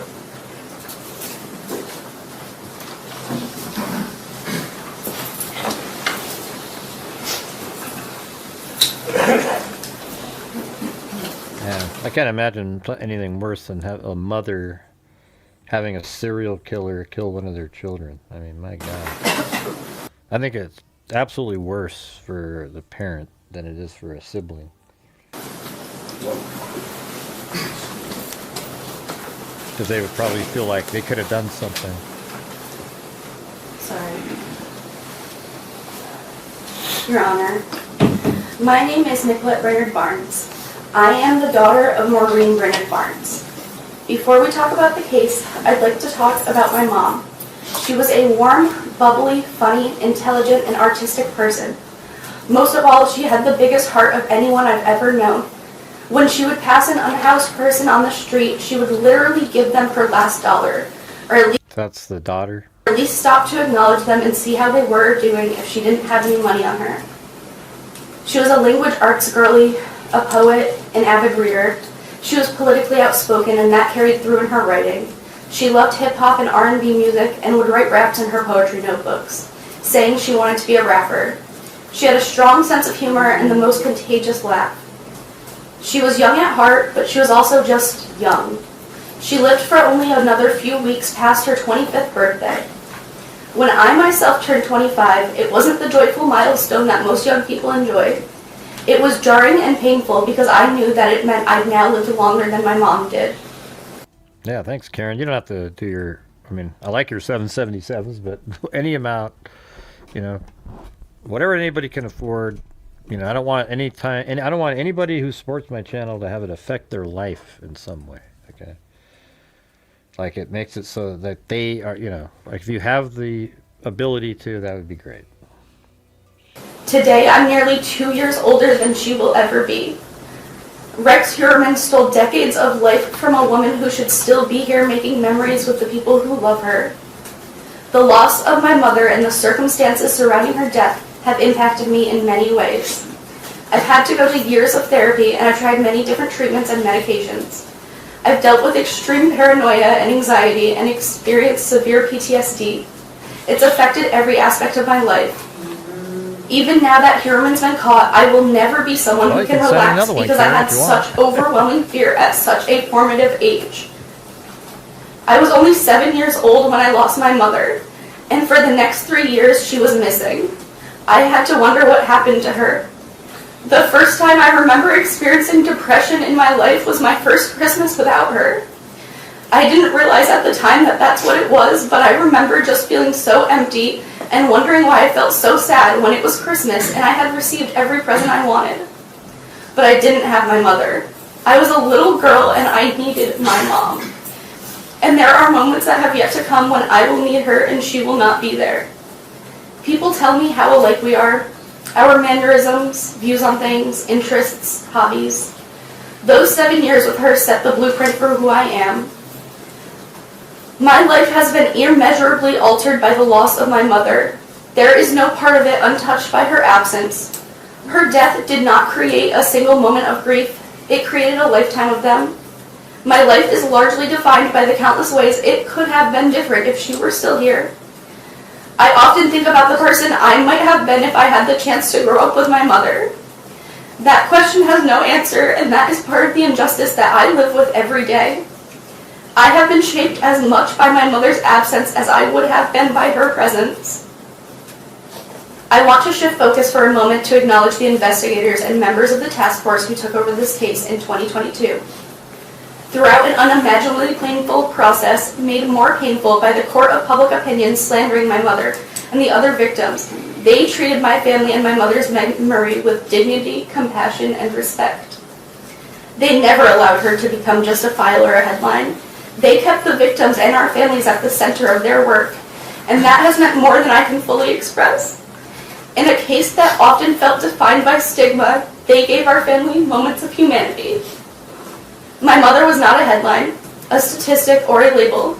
She was not defined by one chapter of her life, and she certainly was not defined by the circumstances of her death.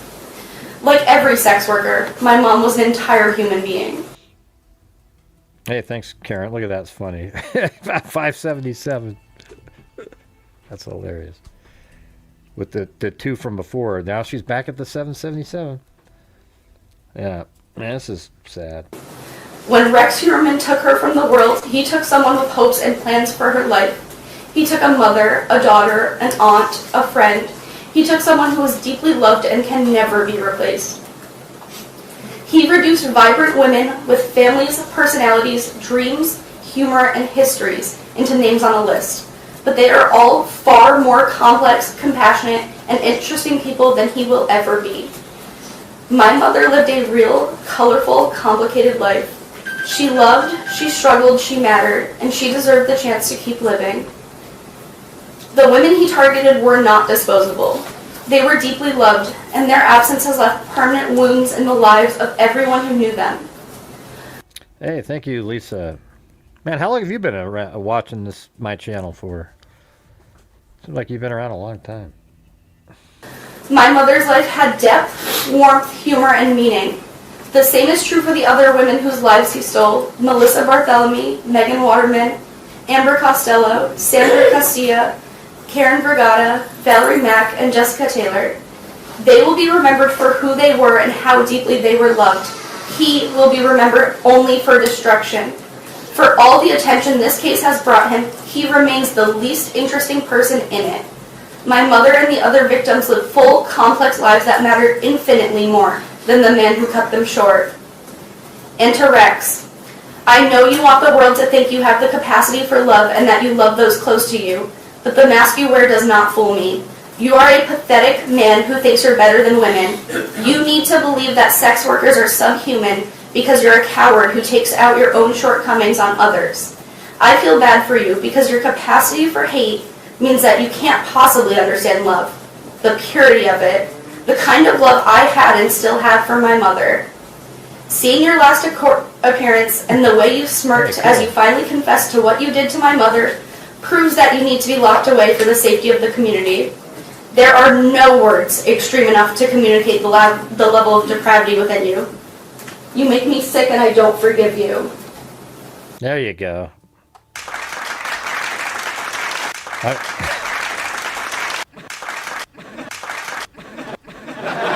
Anyway, I don't know how to stop the clap. Hold on. All right, there you go. Yeah, that was pretty good. You put him in his place right there.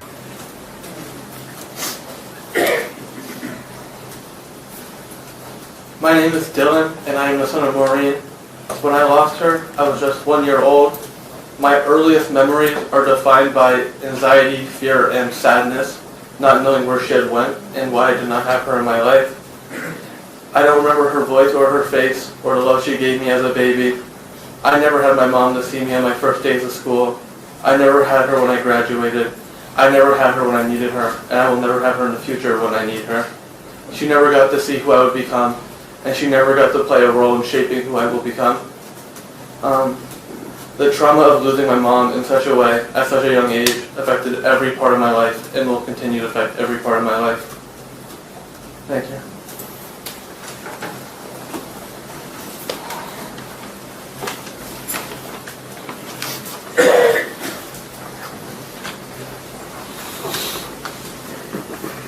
Your Honor, next. I want to know. You know what I think is an interesting person is like Ella Rapp, his wife. You know. I mean, what the hell's going on there? She must have known something. You know. And it's so weird that even with the information that came out, she was still like supporting him. What is she doing now? Because he's admitted it. Miss Amanda Funderburg, sister of Melissa Barthelemy, wishes to address the court. She will be accompanied by both her mother and Melissa's mother, Lynn Barthelemy. Okay, hold on, Bartholomew. Just a second. I have this one little thing here on Bartholomew. let's see.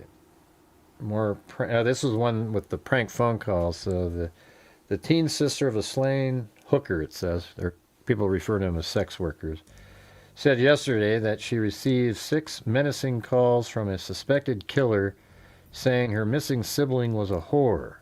Melissa Bartholomew, think about the depravity of Rex Heuermann. I mean, not only have you taken their lives, but you thought it'd be fun and cool to call up the family members and taunt them. I mean, what a pile of crap. Melissa Bartholomew's 16-year-old sister, Amanda, got the first call on July 16, 2009, 4 days after his sister was last seen. The calls continued through August 26 and then abruptly stopped. Police had initially said Bartholomew's relatives received just 3 calls, but the family revealed the additional conversations at a press conference yesterday in Amherst, New York. Investigators traced 2 of the calls to Manhattan near Madison Square Garden and Times Square. The last call was on August 26, and they were always to Amanda, said Jeffrey Martina, who is, and they, not always, that's it, and they were always to Amanda, said Jeffrey Martina, who is engaged to Bartholomew's mother, Lynn. During one call, Lynn snatched the phone from her daughter's hands, but the caller hung up after hearing her voice. Rex Heuermann. I mean, he hung up the phone. Amanda said the calls made her feel terrible. It wasn't something that should have been said to a 16-year-old, her mother said. The family wouldn't discuss the content of the creepy calls, describing them as simply as crude. But a law enforcement source said the caller taunted the family, saying chillingly, "Do you know what your sister is doing? She's a whore." The family said it kept a detailed log of the calls, which it turned over to police.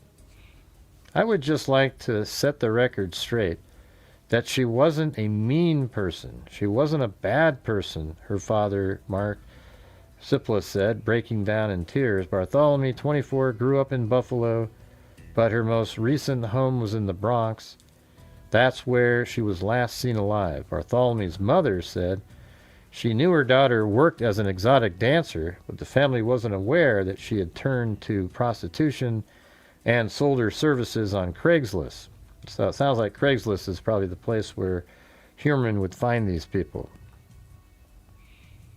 I told her I wasn't happy about it and to be careful. She said she was never alone and it was just dancing, Lynn Bartholomew said. Her daughter's body, along with 3 others, were found on Gilgo Beach in Long Island in December. The other women also were prostitutes who advertised on Craigslist.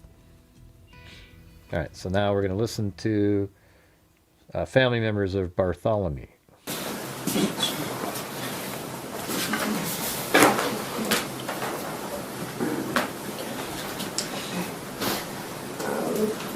My name is Amanda, and I'm the sister of Melissa Bartholomew.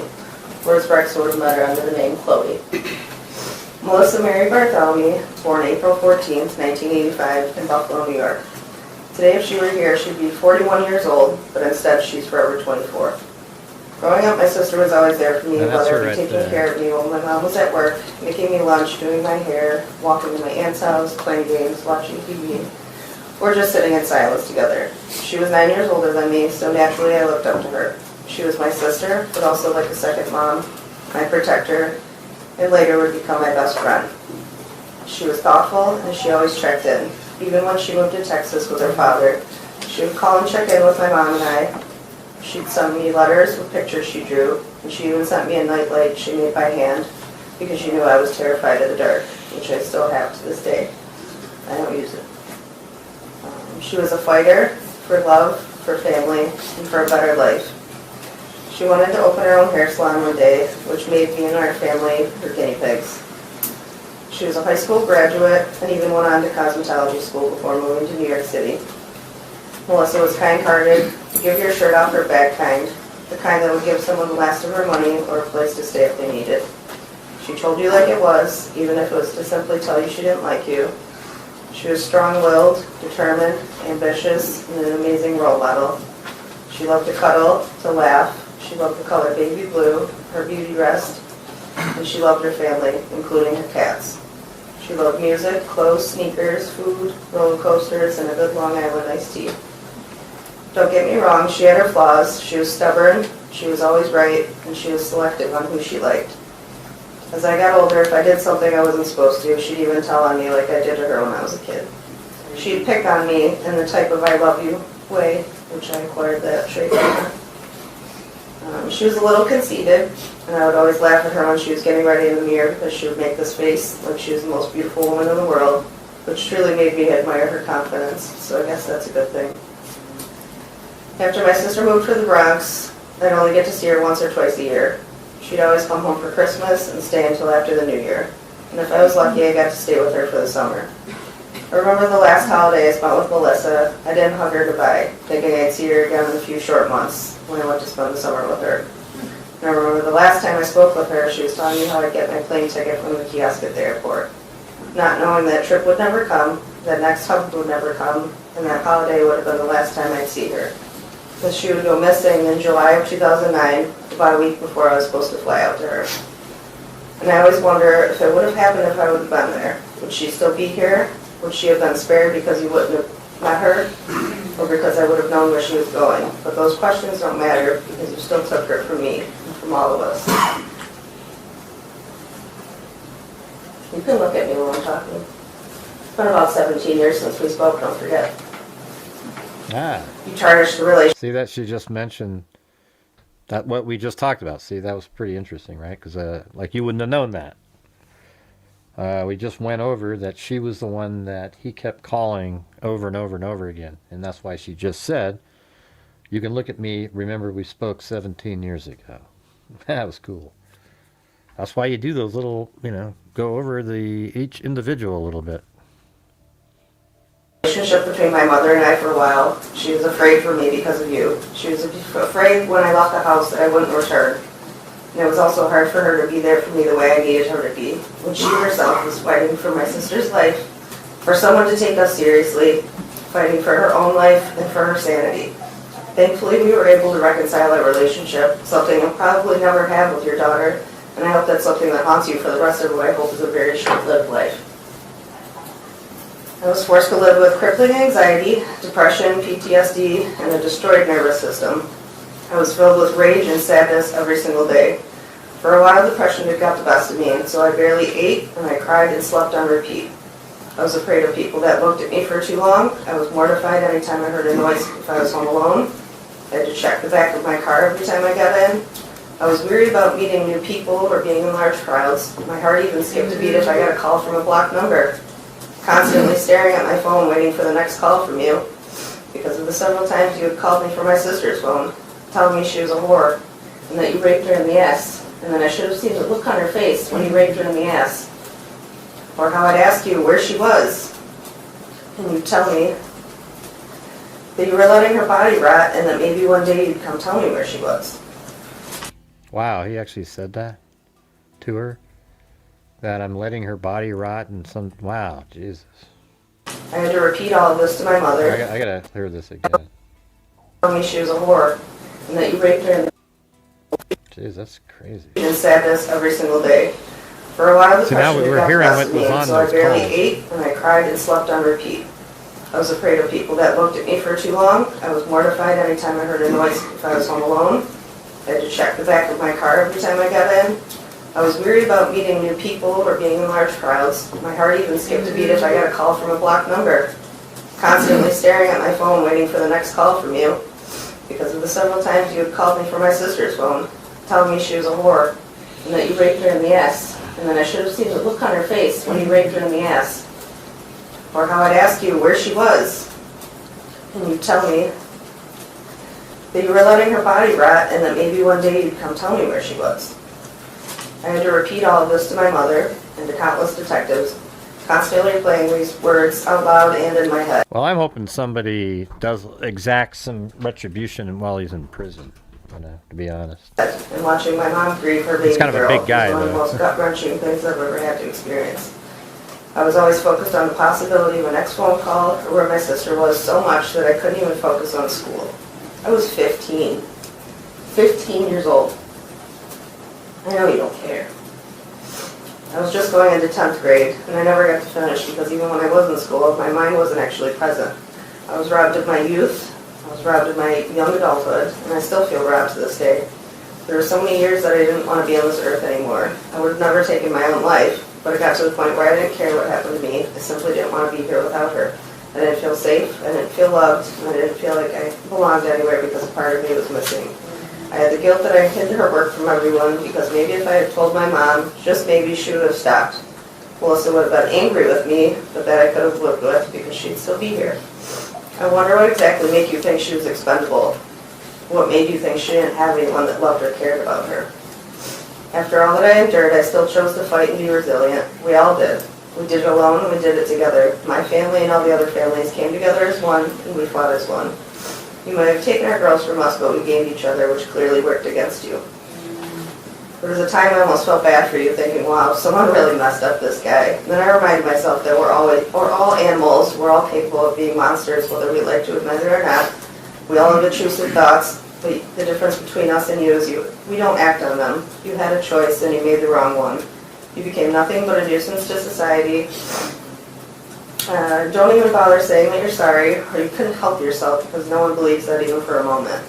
It's because of you I never get to see my big sister again. Because of you I've missed out on so many memories made with her, seeing her grow old, watching her interests change, never getting to see if she'd open a salon, if she'd have a family, if she would have moved back home, or even what her favorite song would be right now. I hope that even the thought of pizza reminds you how bad you messed up, taking away the precious lives of our loved ones and how you've been held accountable for your actions. And although I can't do it myself, I hope you suffer to the fullest extent at the hands of others the way you made our girls suffer. And I hope the word ogre, the media called you an ogre. He is an ogre. I hope that sticks with you because that's truly what you are. A large man with unpleasant traits, a violent... That's right. Ugly as hell. That's probably why he did what he did. Because he settled on somebody, his wife, who, he probably thought he deserved better. Let's put it that way. Violent man, a repulsive monster, a demon, inside and out. And don't get me wrong, I'm overjoyed that you've been taken out of society so you can't take anyone's loved ones away from them anymore. But in my eyes, justice isn't served. Our girls don't get to come back now. Justice in my eyes is our families inflicting the same pain that you inflicted on our girls and all the others I believe are still out there. Believe me when I say you're not the only capable person in this room. You murdered my sister, and the things I do to you are far worse than anything you've ever done to anyone or even thought of. And just because you have a few fans, remember, you are hated by so many. I know everyone spoke on heaven, but do me a favor, save me a spot in hell, because I'll see you there. Well, I hope she doesn't go to hell.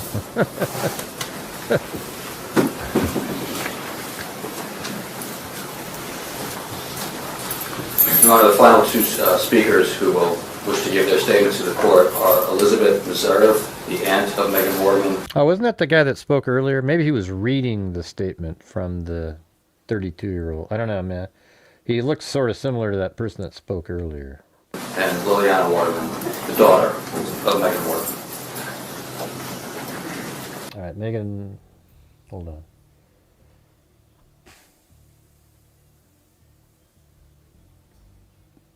Waterman. Oh yeah, that's this one. See, Waterman has you see her on Never before seen video released by Suffolk County Police could That's help her right solve the there. Gilgo Beach murders. Captured by surveillance cameras document one of the last times Megan Waterman I was think that's actually the night that she went missing. seen. The 22-year-old who advertised herself as an escort on Craigslist went missing in early June of 2010, soon after leaving the Holiday Inn Express in Hauppauge. Yeah, and then let's see. So she was Megan Waterman, 22 years old, lived in Scarborough, Maine, at 6 Davis Drive, traveled to Long Island with her boyfriend named Akeem Cruz, who acted as her pimp. I wouldn't call a boyfriend somebody who's a pimp, Megan advertised on Craigslist and Backpage. Remains found on December 13th, 2010. Megan Waterman was last seen alive at the Holiday Inn in Hauppauge, New York. We just saw the video on June 6, 2010 at approximately 1:30 a.m. At that time, she was believed to be working as a sex worker. On June 5, 2010, Miss Waterman, her cell phone was contacted by another burner cell phone, which was Rex Heuermann, which had just been activated that day. Thereafter, the Waterman phone communicated with that very same burner cell phone on June 6, 2010 at approximately 1:30 a.m., which is around the time Megan Waterman was captured on video surveillance exiting the Holiday Inn in Hauppauge for the last time. Following that communication, the burner cell phone had no further phone activity. However, cell sites records show that the Waterman phone traveled to Massapequa Park, with the last cell site location being in Massapequa Park at approximately 3:11 a.m. in the vicinity of the residence of the defendant Heuermann. Megan Waterman had been found by, she was bound by clear and white duct tape, During the course of the examination of Miss Waterman's body, 2 female human hairs were recovered, one from outside the head area and the other from the tape of the head area. Both hairs were recovered in the vicinity of Miss Waterman's head. Hereafter, 2 female hairs on Waterman. Examination by the Suffolk County Laboratory indicated that the 2 female hairs on Waterman exhibited Caucasian European characteristics, but were unsuitable for further DNA testing at that time. So that was back in 2010. The 2 female hairs on Waterman were subsequently submitted for further DNA analysis because now they can get a DNA sequence from hair without even the root bulb. But hey guys, we're having a massive lull in here, so if you guys have the ability to help support the channel, that would be great. Thank you.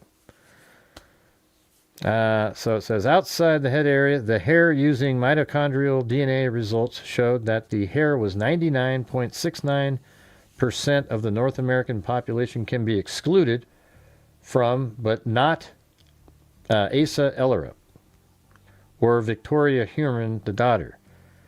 And then there's like the DNA, the nuclear DNA was like ridiculous numbers, 48 zeros after that. And then the tape in the area of the head, and that was Asa Ellerup again. And then the male hair on Waterman tape in the area of the head, mitochondrial results, did not exclude Rex Heuermann, even though the 99.96% of the rest of the population might be on there, but it excluded him. And then nuclear DNA, and it said the hair that they found was Rex Heuermann's hair. All right. So here we go. Megan Waterman.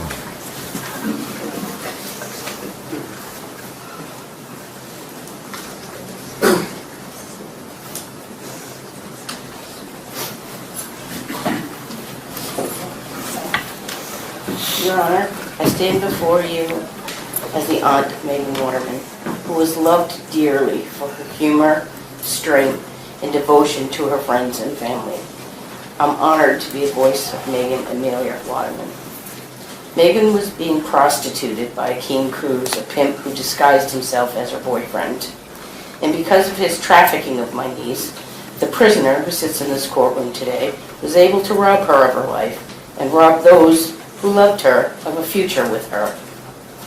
On June 6, 2010, the prisoner not only took all of Megan's hopes and dreams, but he also shattered our family.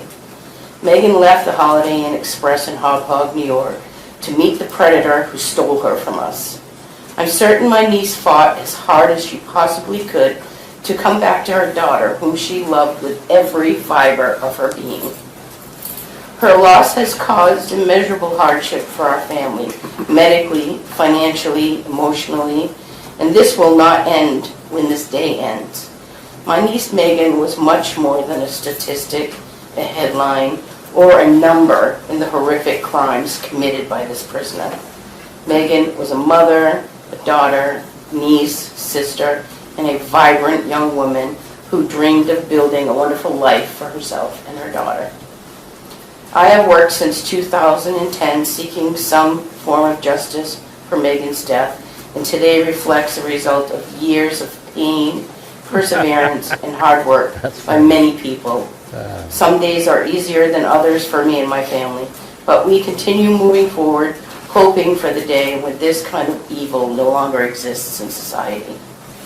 It saddens me to think that my parents who raised Megan and my sister who gave her life did not live long enough to witness what is transpiring today. It took 7 agonizing months from the time Megan went missing until she was identified as one of the victims found on the beach. During that time, I spent every day wondering what was happening to her, where she was, and hoping she would come back to us. That was not to be, because the sick individual who sits here in this courtroom had fantasized about ending her life along with the lives of many others. Through the evidence, we have learned that this prisoner did not have a type. He simply wanted to torture and kill. His searching of child pornography, gay pornography, torture pornography, and pornography in general. The prisoner is larger in stature. Some have compared him to an ogre. When you consider the size of this man and the fact that he searched for children and smaller statured victims, it becomes quite clear he was not a fearsome predator, but rather a cowardly opportunist. I was there the day Megan gave birth to her daughter, the same daughter who was left motherless. They're all right around like 5 feet tall. But I'll just try one last time. If we could do one more challenge, we could get to on the YouTube portion, we haven't reached the goal or anything. We did get there with some coffees and so forth, but yesterday we didn't reach the goal either on the total at the end after YouTube took its portion and everything. So if you guys have the ability to, that would be awesome. If not, we'll just keep on plugging away. Because the prisoner chose to take Megan's life. When Liliana first learned her mother had died, she would walk around telling us that she was 4. She didn't understand what death meant. She would tell us that her mother died of the hunger because she was lost and couldn't find food. And then when they found her, Lily would ask us why the police didn't bring her home because they found her mummy. As one of the people responsible for helping to raise Lily, my heart broke 1,000,000 times over because her mother was not present for the milestones such as her first day of school, her high school graduation, her college graduation. One day my great niece will marry and she will not have her mother by her side to help her choose her wedding dress. The prisoner stole those moments from my great niece the day he took her mother from us. Forever she will hurt, and forever our family will hurt because of Megan's absence and all the milestones and life events that lie ahead. I cannot find the words to truly express how devastating Megan's loss has been to our family. The prisoners plan to erase Megan, Maureen, Melissa, Amberlyn, Jessica, Valerie, Sandra, and Karen backfired. Because of his vile and cowardly actions, our loved ones will be spoken of for years to come with love and reverence, not only by their families and friends, but by millions of people around the world who now mourn their loss. The families, friends, and supporters of these women demanded justice because their lives had meaning, purpose, and value. The justice system has spoken, and the prisoner will be banished from society for the rest of his life. He will now become the burden on the taxpayers of whichever state prison system houses him until he takes his last breath. And I am compelled to speak of the devastating re-victimizations and marginalizations that we have endured throughout this process. First, due to the corruption of the former Suffolk County District Attorney, Thomas Spoda, and the former Suffolk County Police Chief, James Burke, the very individuals who were responsible for investigating our loved one's case, key evidence was never even looked at, so that light would not be shown on their corruption. These two vile and corrupt men who took oaths to serve and protect done their jobs, or at least allowed others who were more than willing to investigate do theirs, this case would have been closed years earlier, perhaps. Second, the prisoner's ability to divest himself of assets through divorce exposes flaws in the system that deserve careful review and reform. Third, 50 Cent's production company, G-Unit Film and Television Inc., working alongside Peacock streaming services to produce a docuseries that paid millions of dollars to the prisoner's ex-wife, daughter, stepson, and their attorneys is completely disgusting and inexcusable. When I read about this, I was both sickened and shocked and deeply disturbed. It's important to put on record, these individuals... Thank you, Wild Bill Lossman. Yeah, it's crazy. I mean, that's sort of like in the Koberger case, you know? If they start giving money to Koberger's family so they can make a movie. I don't know, man. Shit like that should be illegal. Or the money, any money raised should go to the victim's family.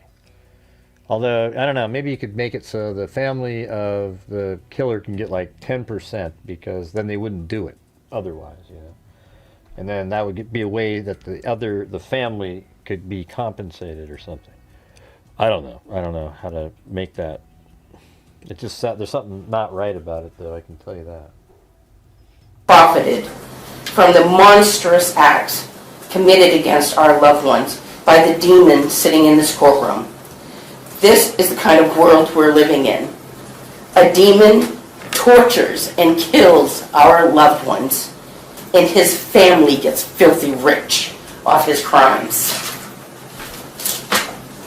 New York State, through the authority of this court, has already demonstrated the ability to advance the cause of justice by expanding the DNA threshold through the Frye hearings and decision.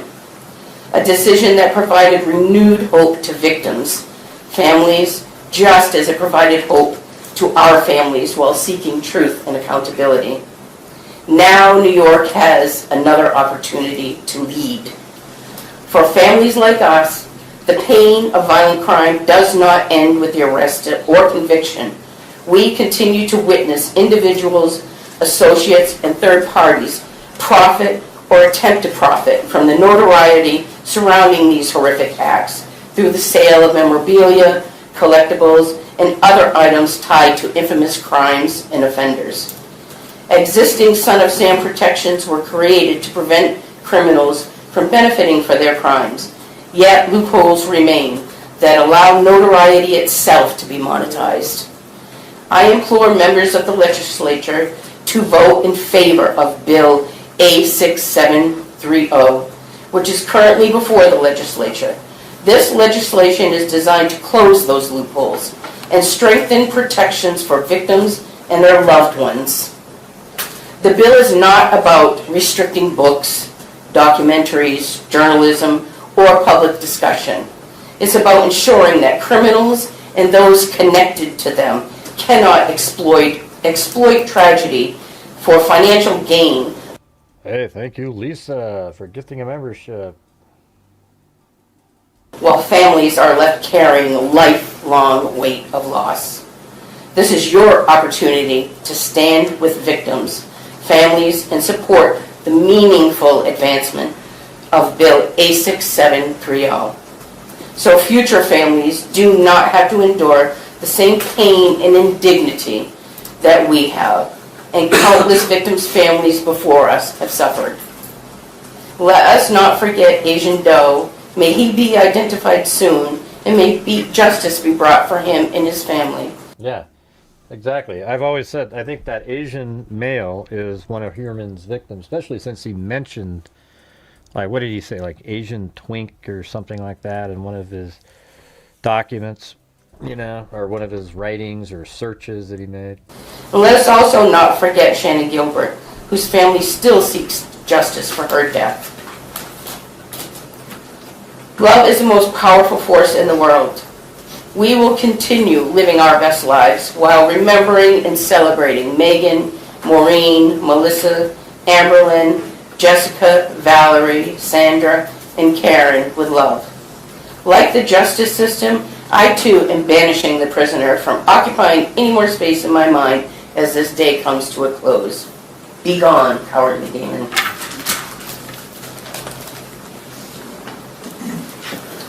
My name is Liliana Waterman, and I am the daughter of Megan Waterman.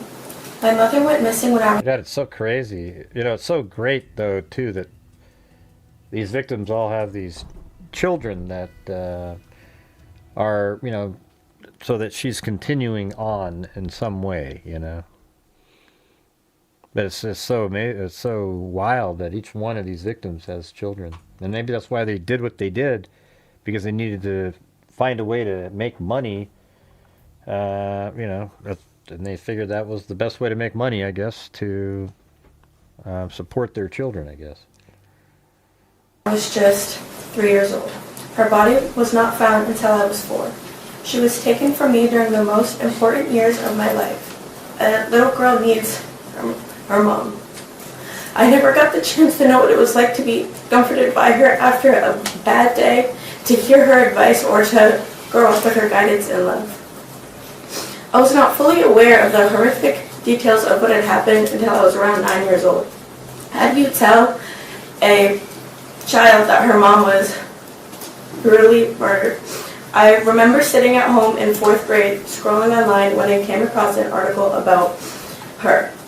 That was the moment I truly understood what had happened. I remember asking my grandparents what the word prostitute, pimp meant. In an instant, my world was shattered. My heart broke all over again. Questions flooded my mind. Was she in pain? Was she scared? Was she thinking of me? What were her last words? I knew she was trying to build a better life for me. Was this somehow my fault? No child should ever have to carry anything like that, any of those questions. After my mother's death, my grandparents and my aunt became my guardians. In many ways, this was not new to me because I had lived with them for most of my life. My grandmother had already raised 6 of her own kids. She then helped to raise my mother and my uncle, and then started over again to raise me. She gave me stability, love, and a home when my world had been turned upside down. In 2018, we lost the house we had lived in for nearly 10 years and were forced to move to a new state. Then in 2019, both of my grandparents passed away, just 4 months apart. By the age of 12, I had lost my mom, my nana, my papa who had raised me, and I had never known my dad. A few months later, my aunt moved me to yet another state. Within 3 years, I had lived in 3 different states, constantly trying to find a place where I felt like I belonged. I often found myself wondering if my mother had never been murdered, would any of this have happened to me? Maybe we would have stayed in our home state. Maybe I would have grown up with more stability. Maybe I would have had the chance to come home to my mom every day. Maybe she would have given me siblings. Maybe I would have known what it felt like to have a parent cheer me on through life's milestones. Those are questions I will never have answered because of the choices made by the man who took her life. One of the hardest parts of this case has been living it publicly. For years, my mother's murder has been discussed in articles, television specials, podcasts, and across social media. There are weeks when I cannot bring myself to open any social apps because I am constantly confronted with reminders of the worst thing that's ever happened to me. I am grateful that people want to say her name and seek justice for her, but there's a difference between remembering who she was and profiting off of the tragedy that she's been through. Watching companies, networks, content makers, and all of them make money from the pain my family has been through is very difficult. Major news companies show up at my doorstep, calling my work to get anything out of me and other people who work there, answering phones, texting me on any social site they can to make a quick buck off of my story absolutely disgusts me. Hey, you know what we should do is if we get another, what are we at here on here? Just a second. If we get another $85, I'll donate $500 to Rain. What do you think of that? Okay, that's violence against women. All right, so if you guys do 85, we're, it still means that I'm I'm losing, because that's how it is. I mean, YouTube only does 30. But if you guys do 85, I'll do 500 more, and I don't know what we're going to be able to do at the end of the month. But, I'm just trying to make things happen during the month. But at the end of the month, I don't know, So if you guys do, we need, let's see. So, that was one of them. So now we need 16 more channel memberships, okay? So if we get 8 more total, or not 8, was more than 8. So that's 10. Hey, look at that. Chris O'Connell just did 10 of them. So that is, we need, what is it? We need 6 more, I think. Is that right? Yeah, 6 more. That's the number. All right, so there you go. We need 6 more gifted channel memberships, and then we'll donate $500 to RAIN, which is violence against women. I mean, it'd be cool if we actually had a cold case. I might, at some point, add in the cold case. I'm not sure what you call it. Some sort of foundation, but in this case, it's violence against women is sort of a generic topic. In this case, I mean, this is more, serial killer who violently killed women. So will you guys be able to do the other 6 in there? We had Chris O'Connell do 10, so let's see if we can get 6 from the rest of you. While others build careers and profit from this story, my family has spent years carrying emotional, financial, and personal consequences of it. I've spent 16 mother days without my mom. I've lived thousands of days without her. Hey, look at that. Our buddy Paul Ayers came in. So we got that one. We got Chris O'Connell. Chris O'Connell up there. Of course, Timothy Cecil. Wild Bill Lossman was up there as well. Lisa. Wild Bill. I think I missed Timothy's there, but there you go. So we need 1 more. Who's going to do the 1? Now the same age my mom was when she was first pregnant with me, and I realized just how young she really was. I feel as though I've barely begun to understand life, yet she was denied the chance to live hers. She had hopes, dreams, and plans for the future. Nobody grows up dreaming of the circumstances she found herself in. She was a human being. She was someone's daughter, someone's friend. Most importantly, she was my mother.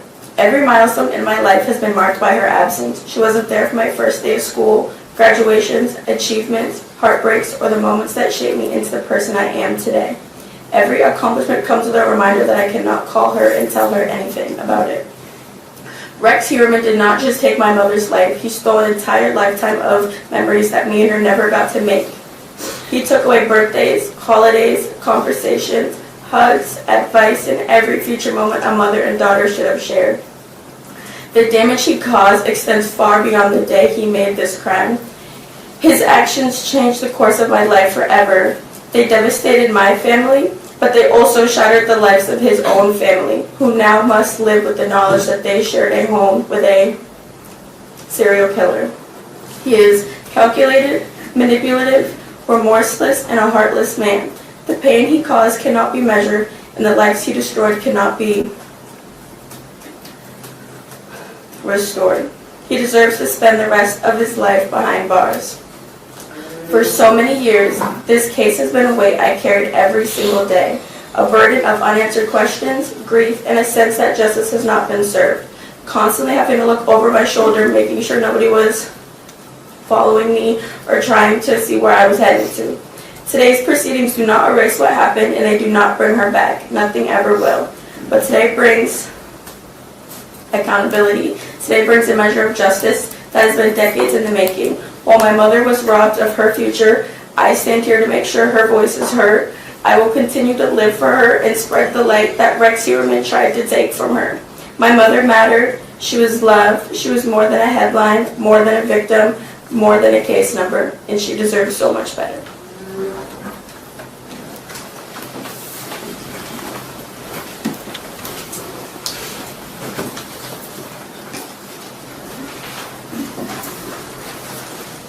Your Honor, moving on to the victim, Amber Lynn Costello. First, Thank you, Jim Lawn. It didn't show up on StreamYard for some reason, but I can see it over here on YouTube. So thank you, Jim Lawn. Very cool. All right, so...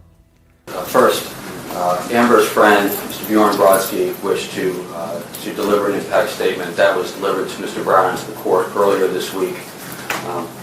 And secondly, I'm going to read the statement of the sister of Amber Lynn Costello, Kim Overstreet, for the court. Thank you, Honor. That's the one I didn't have. That one case. I didn't have the folder. I couldn't find it. Honorable Judge Timothy P. Vasey and this honorable court for allowing me, Kim, sister of Amber Lynn Costello, this opportunity. I offer much sincere gratitude to the dedicated task force of this case for never giving up the fight on the war for justice for my sister, Amber Costello, and other treasured women who lost their lives at the hands of a deviant man named Rex Heuermann. Humbly, through the strength of Jesus Christ, on behalf of my beloved sister, Amber Costello, I do not give a victim impact statement, but a testimony of how Amber Costello's life and death was victorious, bringing glory to God, because a raging, murdering sex addict now faces justice in this court. May this honorable court use the powers. Yeah, so he was the guy at the beginning that I thought was like 40-something, right?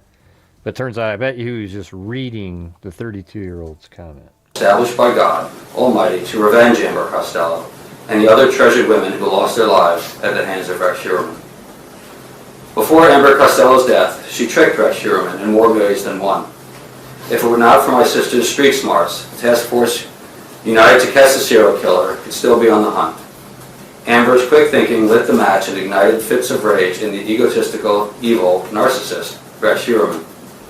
The immoral man sitting before you today could not handle being outwitted by Amber Costello. My sister's actions led this hidden murderer to show out in fits of rage. His unbridled anger for having been fooled by Amber caused Rex Heuermann to not only hunt Amber, but also hunt my daughter and me.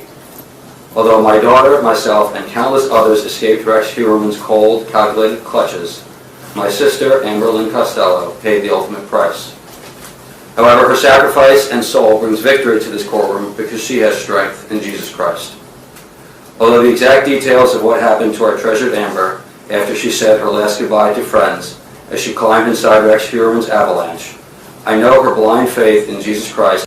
Yeah, I think hers is the one that solved the case. Helped her endure the mental torment and the physical agony this monster sitting before you today inflicted upon her flesh, before Amber Costello eventually succumbed to death, taking her final labored breaths with Rex Heuermann's hands wrapped around her neck. Although my sister was a sinner, she was forgiven, and Amber was justified through Jesus that allowed Amber's spirit to continue to wage war against Rex Heuermann. Since 2011, the task force on this case was directed to the right path to catch this cold-blooded evil man because of my sister's actions. Amber Costello's spirit fights from the marsh grave where Rex Heuermann threw her body. May the judgment passed down on Rex Heuermann count each life lost at his hands as priceless. May this honorable court rectify the fact that the wife of Rex Heuermann has benefited over $1 million because of a relationship to these tragic murders. May the victims, their families... Hey, look at this. I'm putting it right here. It says, who's the honoree? Heuermann victims. Like his name is right. And then down here it says, message to recipient victims of Rex Heuermann. Maybe, what do you guys want to put down here for the message to the victims?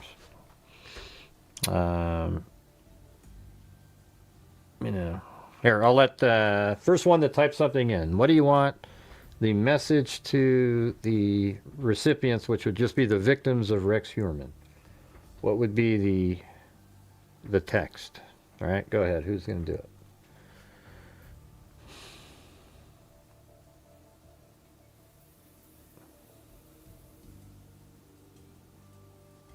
Oh my God. Anybody? Type something in, you guys. Type something in.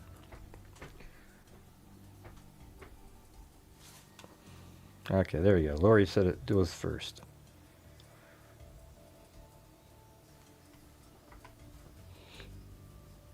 Wait, where is that? Okay. For the victims, for, you know, hoping they find peace. All right. There we go. I don't know what pops up on the screen, but I'll hit the button. Oh, there it was. Ah.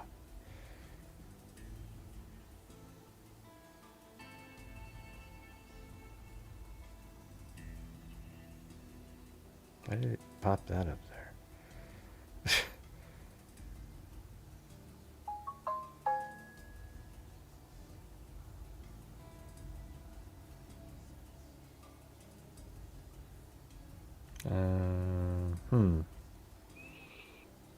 Well, it was on the screen for a second, then it started asking me a survey question, but I think I have it over here in my... Here it is, in my Gmail, right there. So there you go, there it is. Gmail, Rain, $500, June 17th, 2026. There you go. I don't think it's... Yeah, there you go. So, $500 to Rain. So there you go, freaks. We did it.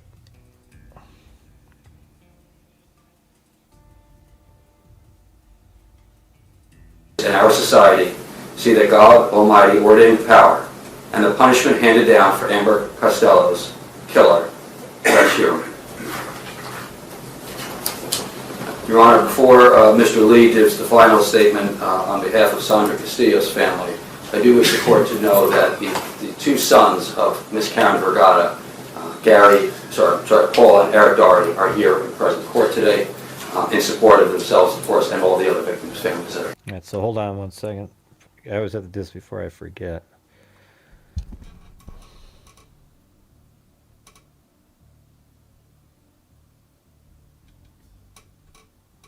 That one. All right, here we go. All right, so now we have our grand total is 298,612. All right. And then this year we are at 18,500 right there. All right, cool. Well, if we can do some more at the end of the month, that'd be great. I just want to make sure that I've done something because this month hasn't been going great, but we'll see how it goes. Let's see. All right, so there you have it. I remember that. Look at this screen. It's cool. Remember how I had that? I should probably use this one again at times. You know, you can at least see the dogs running around kind of bigger and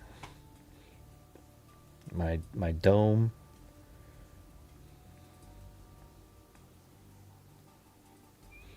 All right, here we go.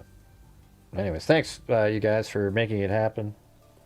It's like the combination of all you guys. The ad revenue hasn't been great, so lately it's been kind of just you guys supporting the channel and whatever ad revenue that does come in, and gifted memberships, etc. So we're at 1,000 this month so far. Thank you.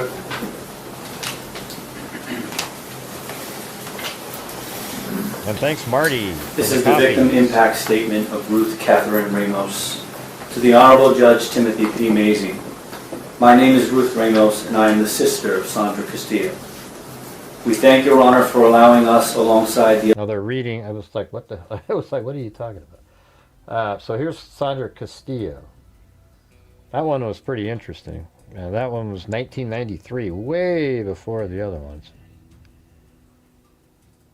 Let's see. It says, where is it? I don't see it in that one. Hold on. There it is. It says the body of, well, it must have been in that first one then. Hold on.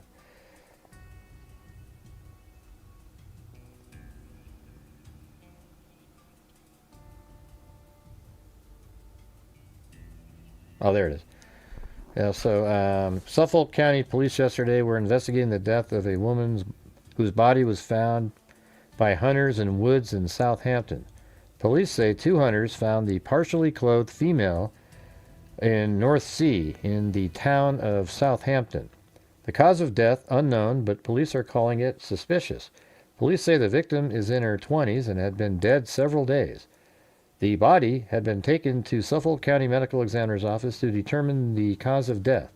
Police are asking anyone with information to call the homicide squad.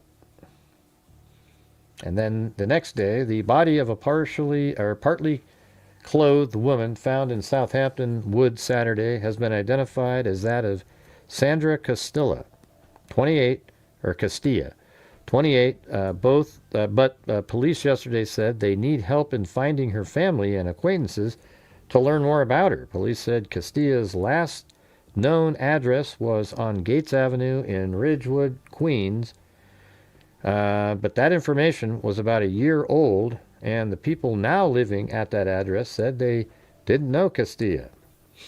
Till somebody who cares about her comes forward, that's what we're stuck with.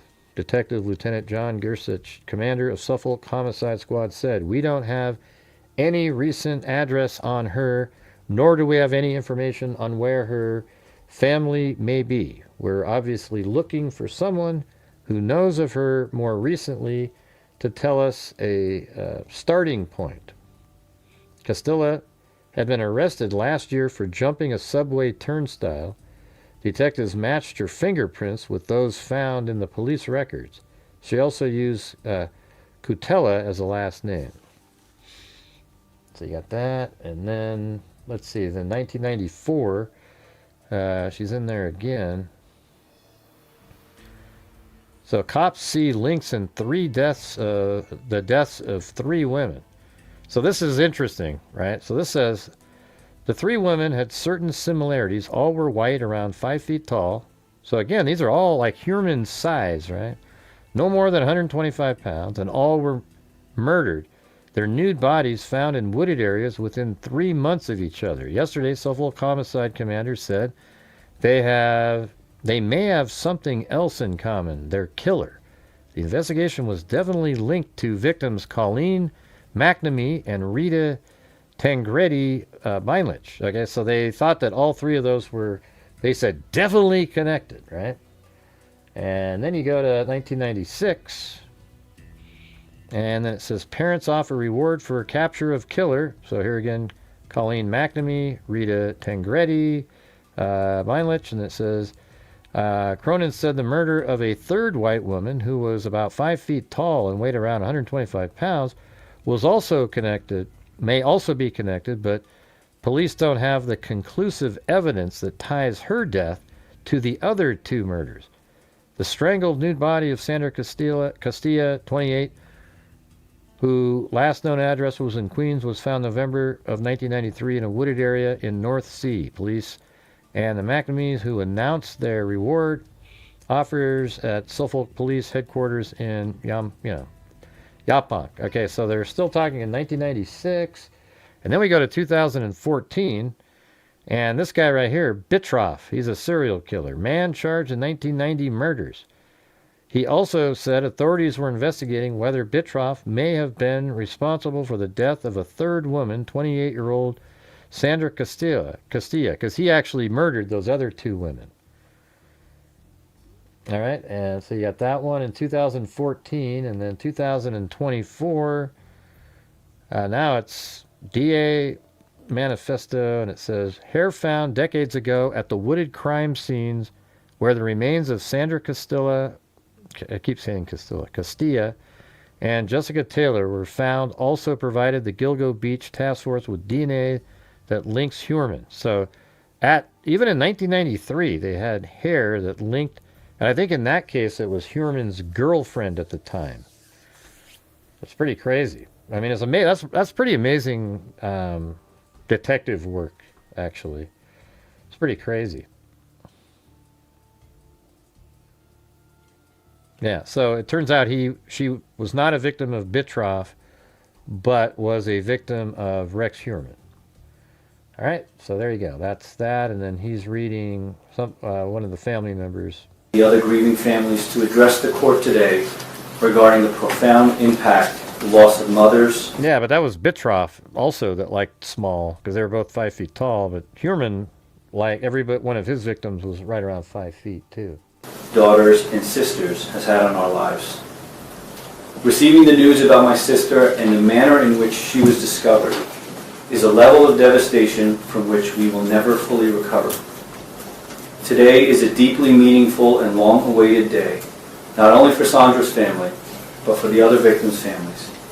Amber, Valerie, Karen, Jessica, Maureen, Melissa, and Megan.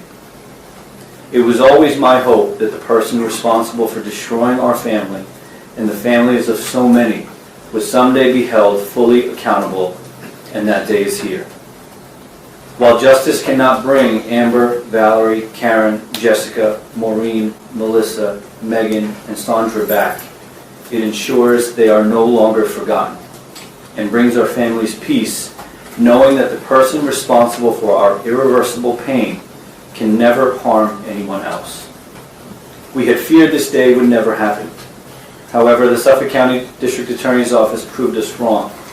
This day would never have been possible without the tireless dedication of the task force with the District Attorney's Office, and I would like to specifically comment on District Attorney Raymond Tierney for his relentless pursuit of justice and leadership. The persistence and diligence shown by this team are truly commendable. We thought this was a lost case, but they proved otherwise. We are incredibly grateful to everyone who worked on this investigation, paid meticulous attention to detail, and demonstrated such deep care for the families experiencing such a horrible tragedy and loss. We cannot say enough thanks to all the participants. Sandra was a beautiful, intelligent young woman with endless potential. Her life changed completely when she had her son, Zach.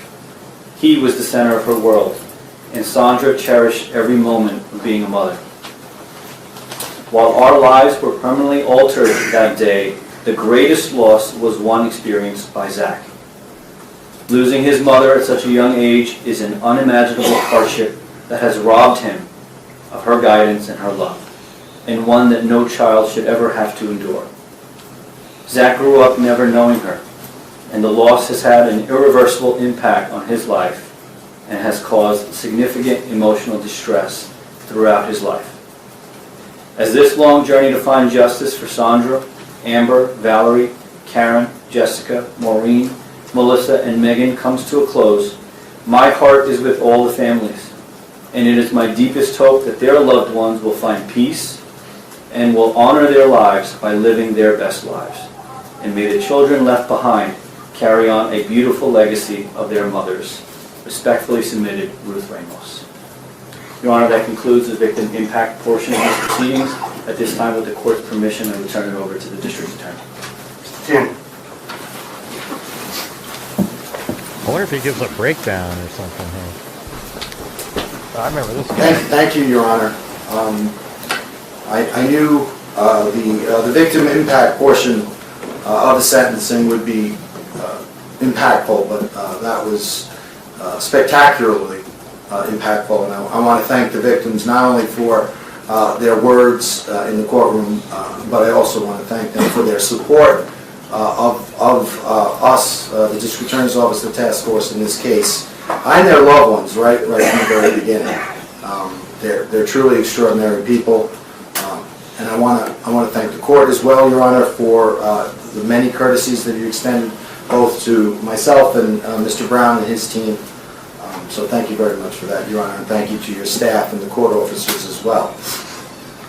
With regard to the sentence, Your Honor, the people respectfully request that the court impose the bargain for sentence of this case, which is 3 consecutive life sentences without the possibility of parole on the 3 murder and the first-degree convictions pertaining to counts 1 through 3 of the indictment regarding Melissa Barthelemy, Megan Waterman, and Amber Costello, followed by 4 consecutive sentences of 25 years, of between 25 years and life imprisonment to run consecutive to each other and consecutive to counts 1 and 3 pertaining to the murder and the second-degree convictions regarding, in count 7, Maureen Brainerd Barnes, in count 8, Jessica Taylor, in count 9, Valerie Mack, and in count 10, Sandra Castillo. I should note, Your Honor, that although the defendant didn't plead guilty, he did take responsibility for the murder of Karen Vergata. Your Honor, this request is made and based on, of course, the bargain for disposition in this case, the facts and circumstances of this case, the effect that this defendant's crimes have had on the victims and their families, which we've just heard about, and the defendant's character and background. All of those considerations, Your Honor, demand the maximum sentence allowed by law. First and foremost, I want to talk about this defendant's crime and the effect that it's had on the victim's family. Obviously, that's self-evident, Your Honor. 8 young women were needlessly and brutally murdered at the hands of this defendant. And thanks to the victims' families, the court has learned a little bit about their ordeal. The ordeal that each of these families have gone through as a result of this defendant's actions. It couldn't have been easy for those people and those family members to stand up in court. This isn't what they do, Your Honor, but they did it anyway because they love their family members. They got up, they told their stories, and I want to thank them for that because they said it in a way that only they could, and they said it way better than I could, and that I will. So I'm not going to belabor the point. I'm going to let their words speak for themselves. But suffice to say, Your Honor, that the effect that this case has had on them is overwhelming. Not only on the victims who lost their lives, but also on the victims' mothers, siblings, children, friends, significant others, aunts, cousins, and again, we heard a little bit about that. That pain, Your Honor, is ever present, it's intergenerational, and it's never going to end for any of those family members. But we also saw, notwithstanding that, Your Honor, they were also able to rise above it and overcome it. And again, they are the inspiration to our team, and they are what this case should be about, their strength and their resilience. Again, Your Honor, they said it best. I'm not going to belabor the point, but suffice to say that the defendant has earned a maximum sentence in this case based solely upon the effect that he has had on the victims and the victims' families. But of course, Your Honor, that's not all. The particular facts and circumstances of this case and the defendant's character or lack thereof cry out for the maximum sentence as well. This is a defendant who meticulously planned the murder of 8 young women. He obsessed over every detail as a means to both prepare for the next murder and also to relive the twisted gratification and sick pleasure he derived from taking the lives of 8 young women. There is nothing the defendant can say or do in this courtroom that could mitigate what he has taken from those women and their families. Any remorse shown is insufficient and far too little. It is all too little and too late. As the court is aware, the defendant has permitted certain information to trickle out through statements made to his ex-wife and his therapist, but those are nothing more than pathetic attempts by this defendant to continue to manipulate his family and control that family, control both his family and the message of this case. The true message of this case was delivered by those victims today, Your Honor. That's what this case is about. And I submit that nothing that this defendant has to say past his arrest, which occurred in July of 2023, anything he says beyond that is meaningless and self-serving.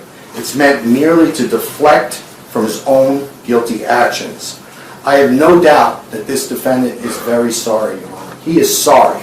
He's sorry he got caught. I knew it.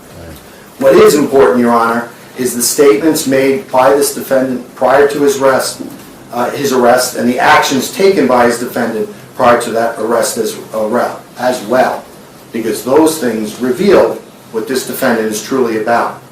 Who this defendant truly is seen in that planning document that was recovered from one of the defendant's electronic devices that was recovered by the task force during the execution of the first search warrant. He would dump the body. In that document, the defendant coldly plans out the murder of multiple women as though he was addressing a math problem or filling out a shopping list.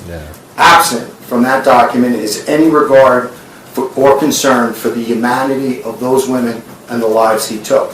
It is clear that these victims meant nothing to that defendant. He addresses issues and problems arising out of mass murder only in the context of how those issues affect him. He gives himself reminders regarding his own comfort, and he has no regard for the pain he inflicted upon those victims. And just real briefly, Your Honor, from that, you see when he talks about what he needs to dispose of, he talks of props, toys, wood items that he made himself with members of his own family, that he kept in his house and he used during the execution of his murders, only to destroy them. He talks about how sound travels, i.e. a bird outside. What he's saying is, if I can hear a bird outside, that means people outside can hear what I'm doing inside my house. So I need to control the amount of air in and out of the victims so he can control the noise made. To avoid detection, to avoid responsibility. He says, he reminds himself to get sleep before the hunt, because if he's too tired, it creates problems. Again, he's treating this as though it was sport, the taking of lives as though it were a sport. He talks about hitting too harder. He talks about hitting harder and consider a hit to the face to take down the victims the next time. He's already thinking about the next time. In another part of the document, he says, small is good. This is a hulking individual who is going after petite woman. He is a coward. He's talking about if he has more sleep, if he's able to control the noise, he will have more playtime. Again, this is sport to this defendant. The taking of life is sport. Again, Your Honor, no concern for the victims and the pain and terror he inflicted upon them whatsoever.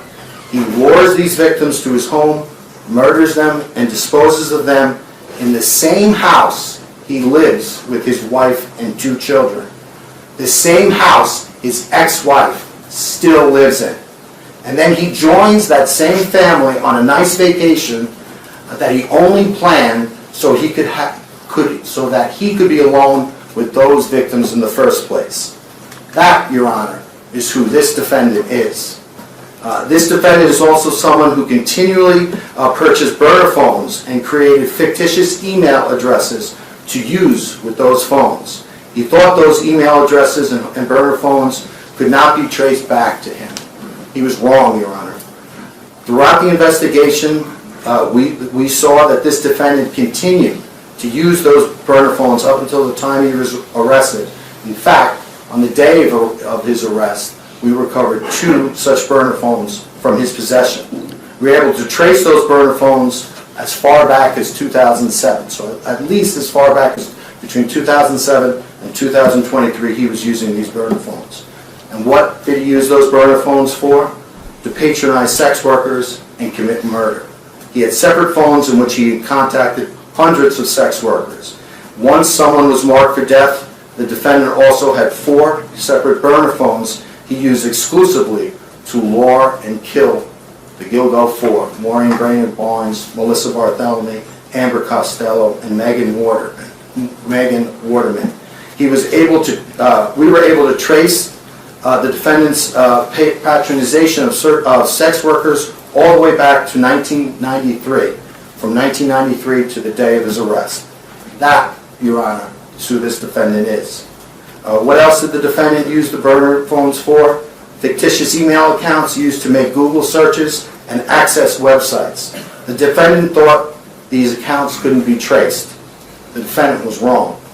The defendant searched thousands of sex worker sites. He visited countless pornographic websites featuring the torture and dismemberment of women. He excessively searched websites featuring the status of the Gilgo Beach investigation, hoping to gain insight into our investigation. He searched for photos of the victims and their family members. He tried to learn where the family members were living. He thought these actions couldn't be traced. They could be. He thought he was being smart. He wasn't being smart at all. That, Your Honor, is who this defendant is. The defendant would like us to believe that these murders just happened. They didn't, Your Honor. These murders were meticulously planned out by a psychopath who thought nothing of the victims and the consequences of his actions. But almost just as bad, Your Honor, he also never thought about the effect and consequences that his actions would have on those he claims to care about most of all, his wife and 2 children. Moreover, rather than express remorse or contrition for his heinous actions, he has sought to enrich himself for this conduct through his own family, who he continues to manipulate and control behind bars. If there's one thing that this case shows, it's that this defendant cares only about himself and his sick interests. He is incapable of caring about he is not capable of caring about anything else, and that includes his own family. I've been primarily talking about the defendant's actions. Now I'm going to talk about his words, again, prior to his arrest. We've already heard about this. In July and August of 2009, a few weeks after this defendant murdered Melissa Barthelemy, he contacted Melissa's 15-year-old sister, Melissa's then 15-year-old sister, Amanda, who we just heard from. And he used the same cell phone that he stole from Melissa after he murdered her. So he stole Melissa's life, and then he stole her cell phone and used it to call her 15-year-old sister. Murdering, torturing, and tormenting Melissa Barthelemy wasn't enough for this defendant. He also wanted to torture and torment a 15-year-old child. And what this defendant said to that 15-year-old child after he murdered her beloved sister is detailed in the pre-sentence investigation, and Amanda talked about it. I'm not going to get into the details of that, but suffice to say, Your Honor, any person who would say those things to a grieving 15-year-old child desperately trying to find her missing sister that person is not good, as this defendant self-described himself to probation personnel in the pre-sentence investigation report. Quite the opposite, actually. This defendant is a monster, incapable of remorse, redemption, or rehabilitation. Okay. But there's one portion of that conversation that I am going to talk about that I want to highlight, and that's the end of the portion of the series of conversations with Amanda, when Amanda asked this defendant if she was ever going to see her sister again, and the defendant told her, and I'm paraphrasing, "I can't tell you whether you're going to see your sister again, but I am going to wait, and then maybe I'll come tell you myself." Again, trying to torture that 15-year-old girl.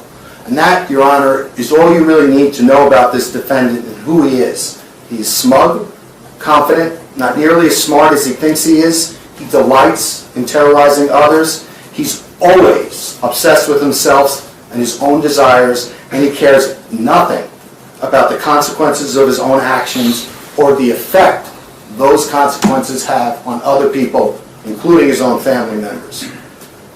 But getting back to that statement, Your Honor, there's irony in that statement, because on that day that statement was made, it marked the time that Rex Heuermann went from being the hunter to becoming the hunted.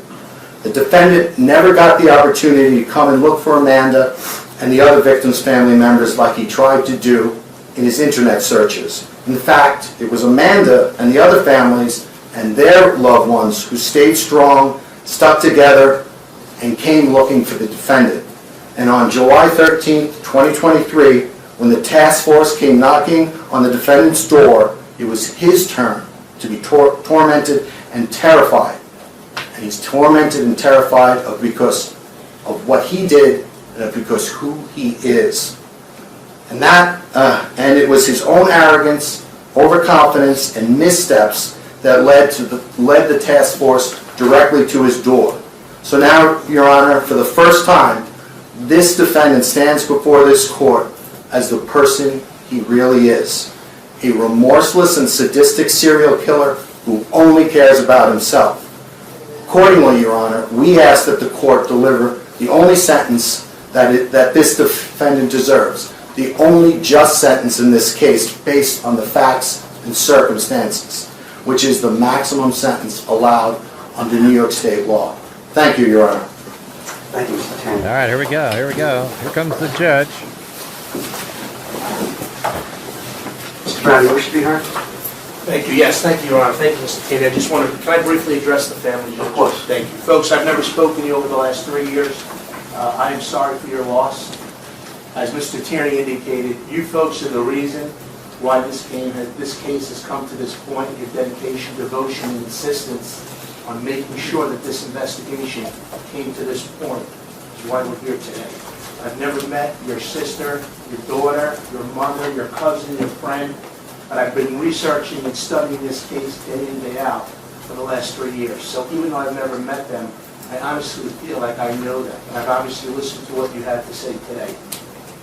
They were beautiful young ladies. Their memories will last forever. And I do sincerely apologize for the loss. In regards to the court, Judge, I just want to indicate we appreciate the defense team, your experience and knowledge in leading this case and handling this case. This obviously was a very difficult case for both sides. We appreciate that. In regards to the district attorney, I just want to point out, Judge, from the beginning of this case, they have exhibited true professionalism, and they've exhibited what attorneys should be. I will say the same about my defense team. I have nothing further. I thank the court. Mr. Heuermann. Yeah, what made you bring that up there, Jim? What made you type that in? Did anybody ask about that? Is there anything you wish to say before I pronounce sentence? Yes. There are no Stand up.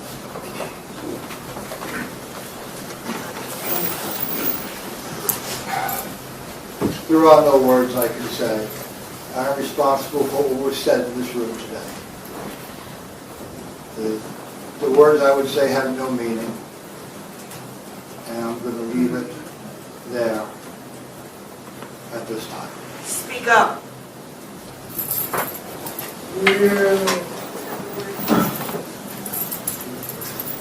Mr. Heuermann, as Mr. Tierney said, I know that you're sorry that you got caught. I assume that you're sorry for what you've done to your wife and children. Are you a little bit sorry for what you did to these poor innocent women? 8 women that you strangled to death? At least 8 that we know of? Are you at least a little bit sorry for that? Yes? Yes, I am.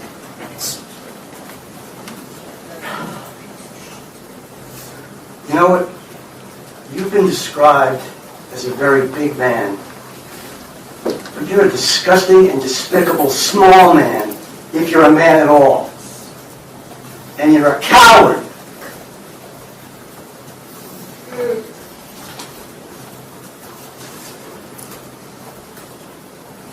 As a result of your plea of guilty to murder in the first degree under count 1 of indictment 73544 of 2024, it's essentially court you serve the rest of your life without the possibility of parole. With respect to count 2, murder in the first degree, it's essentially court you serve the rest of your life without the possibility of parole. With respect to count 3, plead guilty to murder in the first degree, it's essentially court you serve the rest of your life without the possibility of parole. those three sentences to run consecutive with each other. With respect to count 7, murder in the second degree, it's a sentence of the court you serve an indeterminate term of imprisonment with a minimum of 25 years and a maximum of your life. With respect to count 8, murder in the second degree, it's a sentence of the court you serve an indeterminate term of imprisonment with a minimum of 25 years and a maximum of your life. With respect to count 9, murder in the second degree, it's a sentence of the court you serve an indeterminate term of imprisonment with a minimum of 25 years and a maximum of your life. And finally, with respect to count 10, murder in the second degree, it's the sentence of the court you serve an indeterminate term of imprisonment with a minimum of 25 years and a maximum of your life. All of those sentences to run consecutive with each other. Mr. Cheney, with respect to counts 4, 5, and 6, I move to dismiss Your Honor in satisfaction of that sentence. that application is granted. Other agencies to collect. Anything else, gentlemen? Nothing from the paper. Mr. Brown? Nothing further. Now, get him out of here.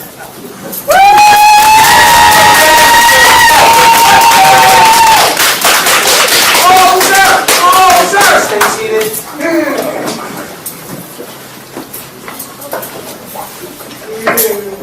Serving on defense, order directing the surrender of firearms, rifles, and shotguns. That order will go back with you at the jail. I'll stay rape you in the ass and kill you. I want to know what that person said right there. Serving on defense, order directing the surrender of firearms, rifles, and shotguns. That order will go back with you at the jail. I'll stay rape you in the ass and kill you. He said he hopes they R him in the butt and kill him. That's what they said. Yeah, well, I could see wanting that to happen. That would be what he did to his victims. We already know his face still looks like. At least we know where you are.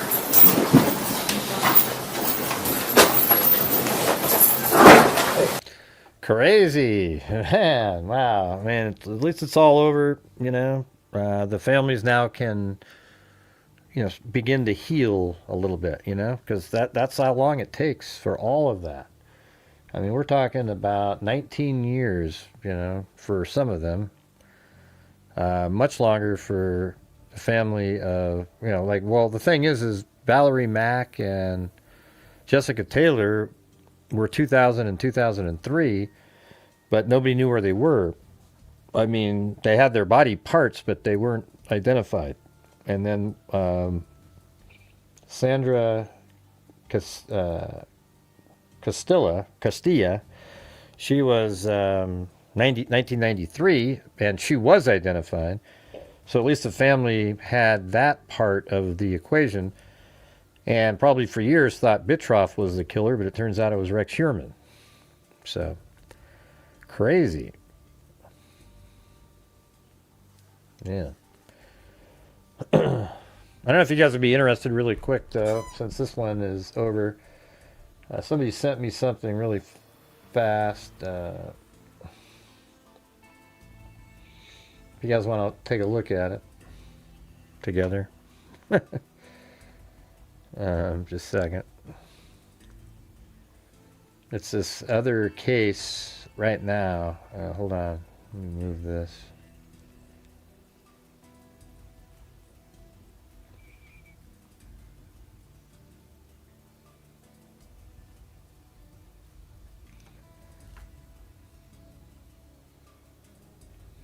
Shouldn't take that long.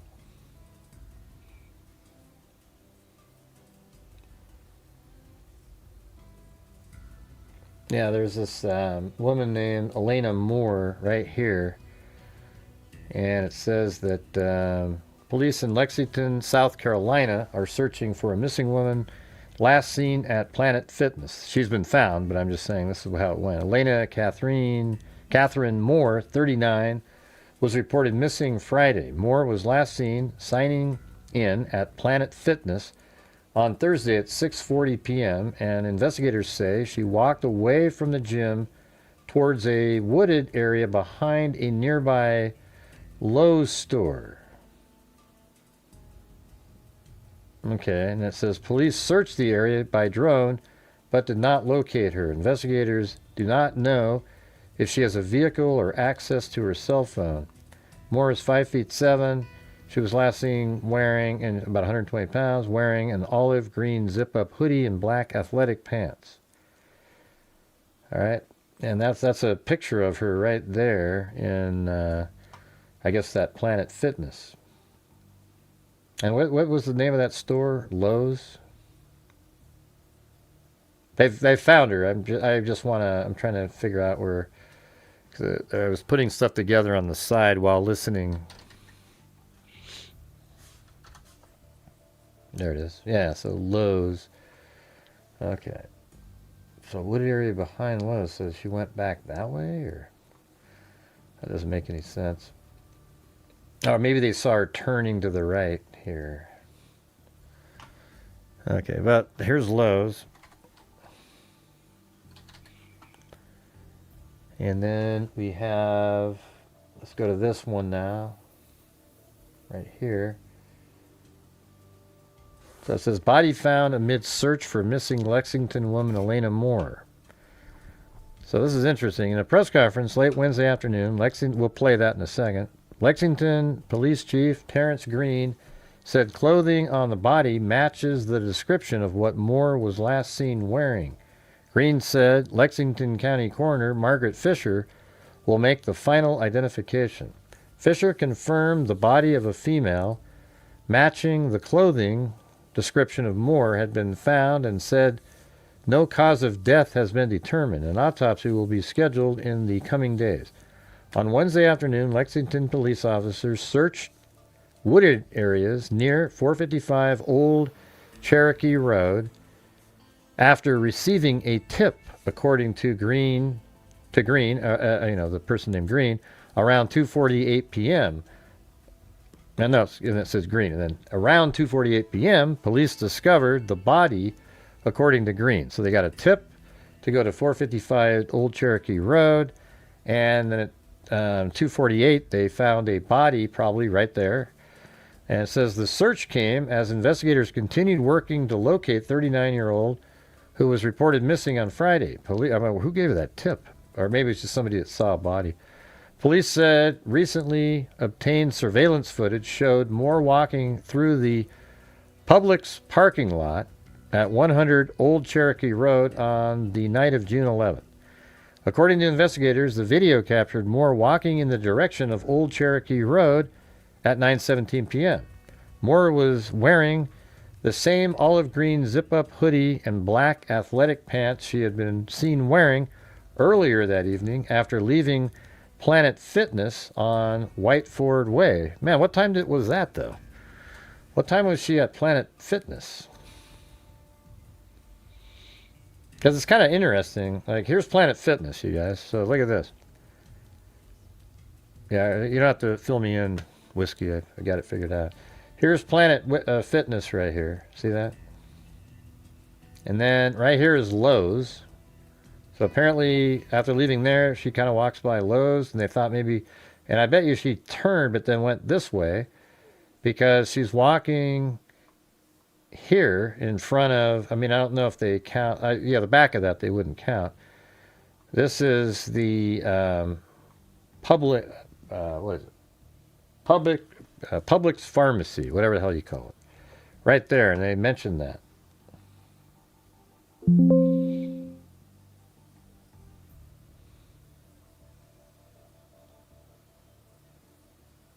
Yeah, so right there, the Publix parking lot at 100 Old Cherokee Road on June 11th. So she walks this direction, okay, and then apparently, maybe she makes her way out to the road over here. It's about 4 miles to her house. And then she's found right here, apparently. Like, there's a wooded area. This is that address they gave. The 455 Old Cherokee Road. Now, does that mean she's found up in there? You could see, like, let's say somebody was on a track there and they saw the body and then they called it in. Yeah, so that's definitely a wooded area where you could have a body in there. See that? So it might be just this little spot right here where her body was put into the woods, or however she got there. We don't know. But it's strange, right? Because she's over here at the Planet Fitness, right there. And then obviously made her way this direction. But is there a huge gap in time? Because they said, oh, she's seen at 9:17 walking by over here, which was, later in the evening. Well, what does that mean? What time was she over at Planet Fitness? Are you guys even here? Hello? Man, it's like you guys just so rarely comment. It's crazy. We still see the Behind the Apartments comment by Whiskey Boots from 4 minutes ago. That's a long time. Okay, well, communicate. And so here's where she was walking now. Was she actually walking home? Because this is where she lived, right over there. It's about 4 miles. So she would have walked over here, turned left, came around, and maybe it was just part of, getting some cardio in or whatever. And then that's where she lived right there. Or at least that's the most recent address that she has, is right here. And it makes sense, right? So maybe she lived there, and then she would have came in from that direction. And maybe she was just going to exercise the rest of the way home. But she may have started walking. I don't know. I mean, did she get hit by a car, or did she do something? I mean, it doesn't seem like she would have done something to herself, because she was at the fitness place, and it just doesn't really make sense. Let's see what this one says. Let's go listen to that press conference in a second, though. Inspector gives key update on missing South Carolina personal trainer as search enters 6th day. Now, she was, her husband right here, they don't believe has anything to do with it at all. An inspector has given an update, and they call him inspector because this is, I don't know why. That's not what they're called. We call them detectives. Update as search continues for a missing personal trainer who vanished after leaving a gym in South Carolina. Cops said they were not eyeing Elena Moore's husband, Brandon Slice, as a person of interest as they continue to look for 39-year-old wife. That's her right there. Kind of reminds me of that one. Remember that blonde girl that was killed by an illegal alien in that park, Slice, who reported Moore missing Friday, is cooperating with investigators. Private investigator Harry Dukes told the outlet. Silcock's comments came as armchair sleuths wildly speculated online, of course, about Slice, questioning why it took him a day to report his wife missing. Moore was last seen leaving Planet Fitness in Lexington and walking towards a wooded area near a Lowe's home improvement store at 9:17 p.m. Thursday. I mean, what do you mean? Yeah, see, that's conflicting, They said 9:17 he was walking in front of the... Hold on. So we have this one here that says, according to investigators, video captured Moore walking in the direction of Old Cherokee Road at approximately 9:17. And it says right here, surveillance footage showed Moore walking through the Publix parking lot at 100 Old Cherokee Road on June 11th. According to investigators, that video, captured Moore walking in the direction of Old Cherokee Road. So that means this is at 9:17, and they're walking in this direction, and I think this right here is Old Cherokee Road. So this right here, this State Road S32 is also Old Cherokee Road. Well, let's see, maybe not. Hold on a second. I saw it earlier. Well, I'm going to type it in again. Old Cherokee.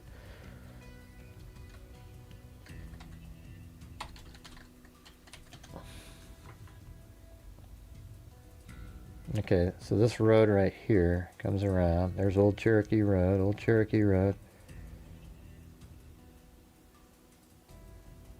And then there's so it's right here. It's Old Cherokee Road. Right, so this right here is Old Cherokee Road, so that makes sense, right? Okay, she's going through the parking lot to there. And then what happened after that? There's no wooded area there. I mean, when they say wooded area behind Lowe's, what the hell are you talking about?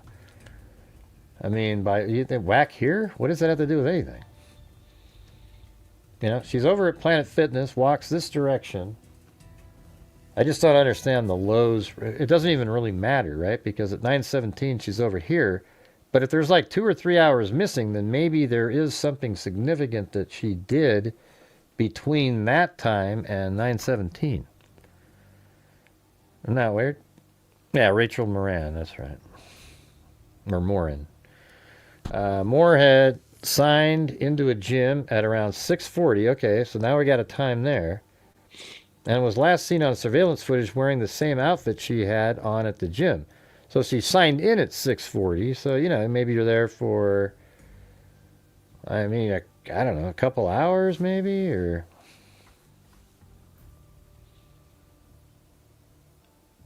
law enforcement, after launching a drone search, initially focused on woods, trails, and farmland behind the Planet Fitness where she was last seen. Police said it was not a recovery effort, but an attempt to eliminate one possibility where more could be.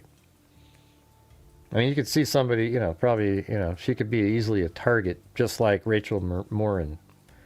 On Wednesday, police expanded the search around to a wooded area near Lakewood Middle School, roughly a mile from where she was last seen. The expanded search came after a tipster reported seeing Moore walking towards the woods near the school. All right, let's see what that is.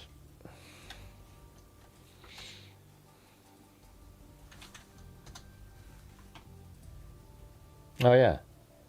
That's the tip. Okay. So that's where she was found. And wow, so she could have done something to herself. Because they're saying, on Wednesday, police expanded the search area to a wooded area near Lakeside Middle School, roughly a mile from where she was last seen, according to the state. The expanded search came after a tipster reported seeing Moore walking towards the woods near the school on Wednesday morning. Wow. Police released new photographs of Moore, including images captured on a front door camera a week before her disappearance. Oh, so she's been missing for a while, huh? Hoping someone recognized her and... Oh, wait, that was a week before, I see.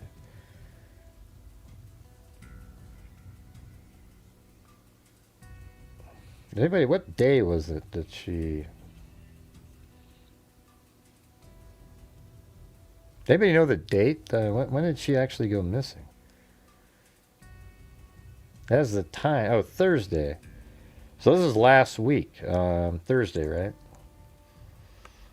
So Thursday, and then we had Friday, Saturday, Sunday, and then Monday, Tuesday. Today's Wednesday.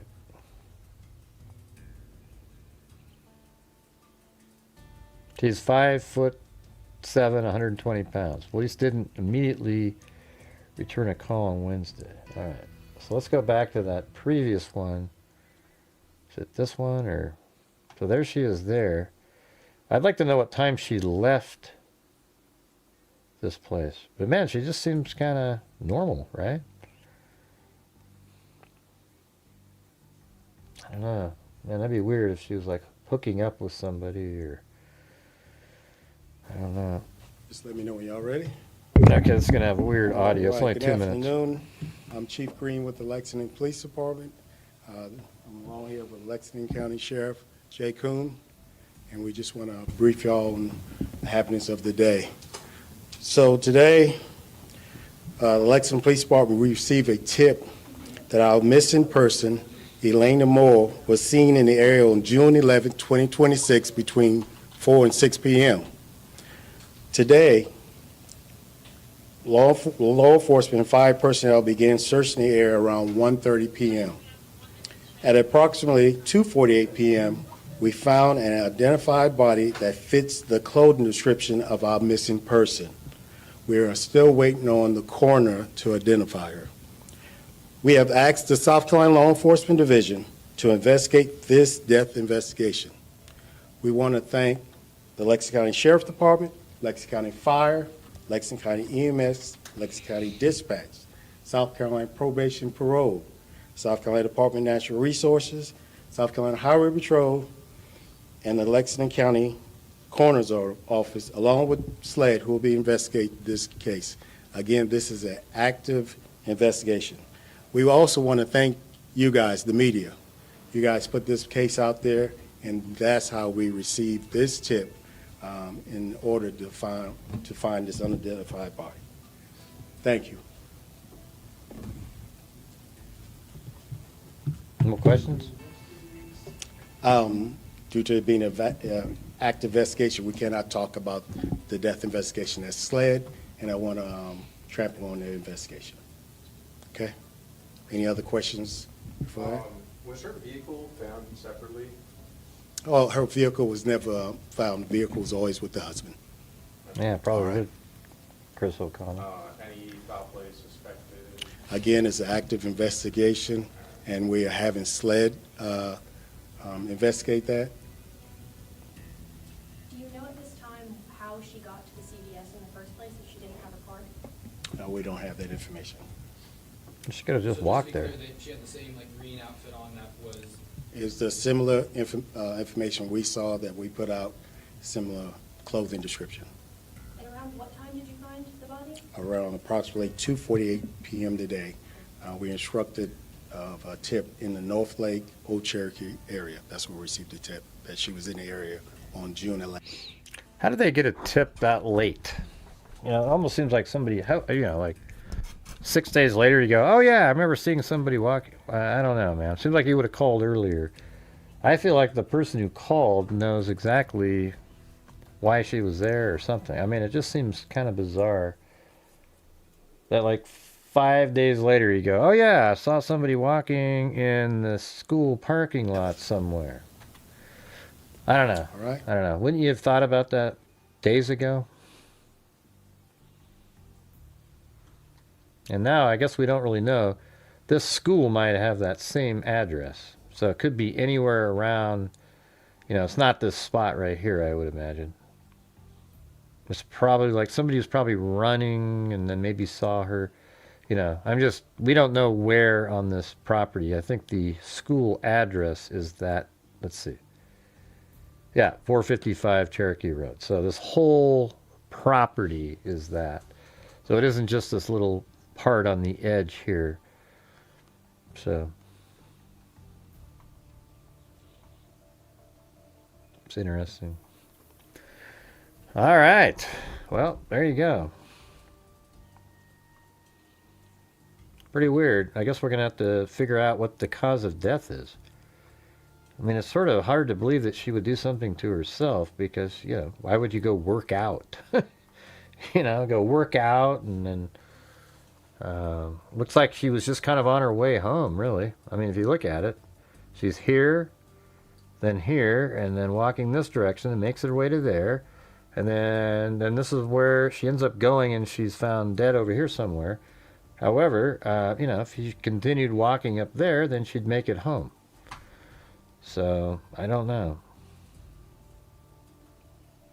Pretty interesting. Yeah, so I was kind of thinking, like, she's just walking by. But somebody said she walked into the woods, right? I mean, that last one? Let's just read that again, that last one. Or is that not? That wasn't in that last one.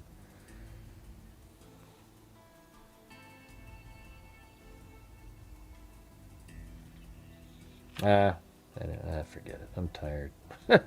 Anyways, thought you guys might think that was interesting. All right.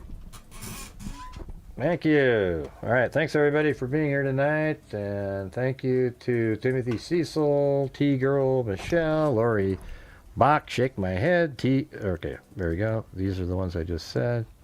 Those are all, look at that. 70 months. 17.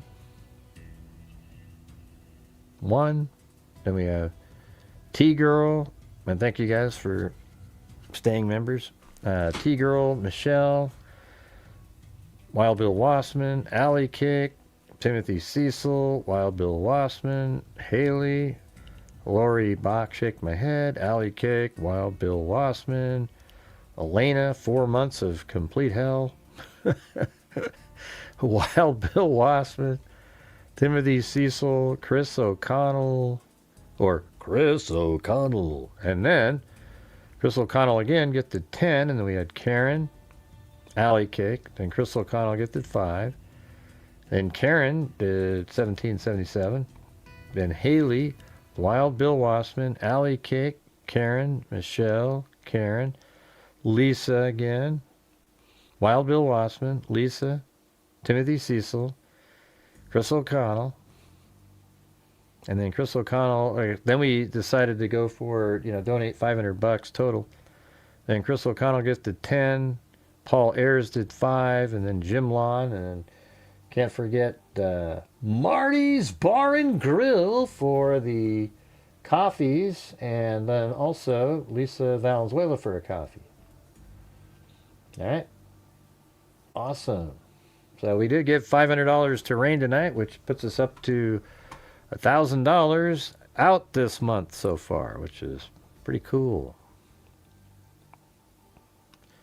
Might not be our greatest month, but at least we're doing something,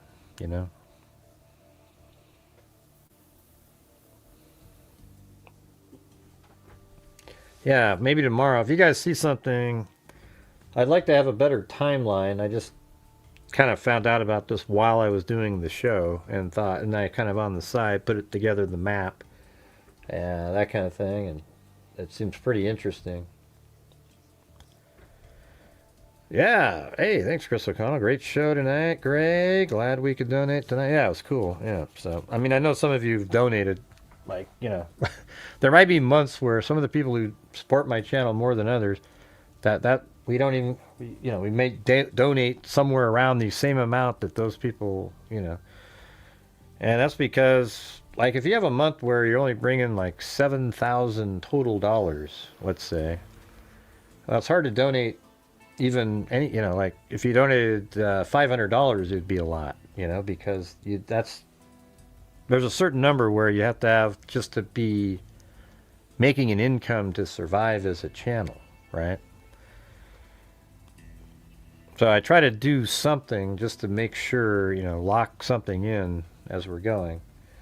But we've donated 6,000, 10,000's the biggest I ever did one month. We donated.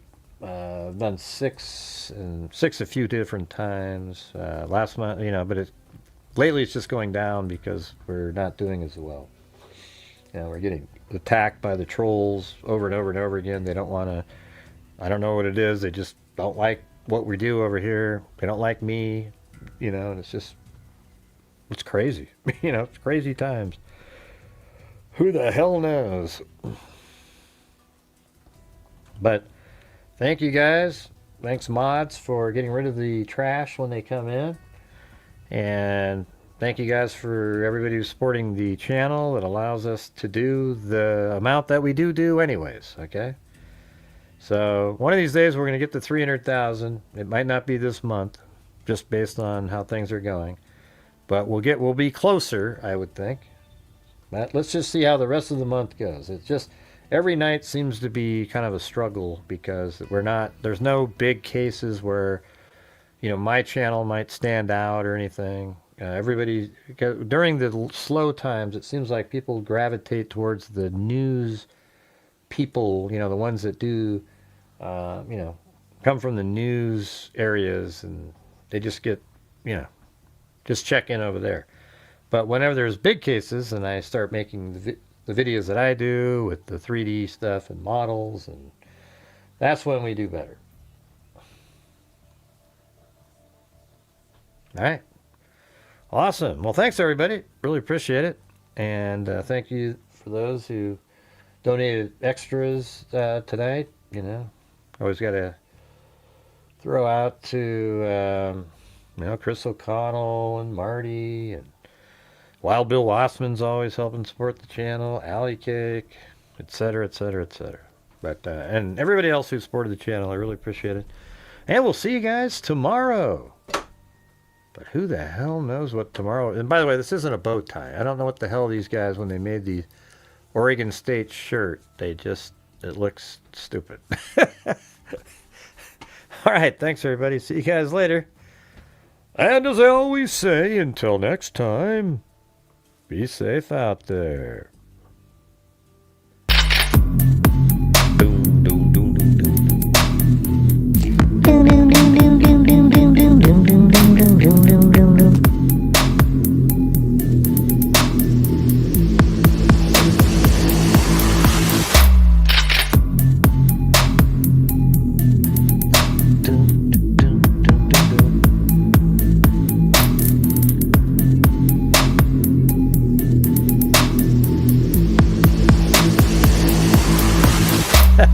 A cute orange bow tie, huh?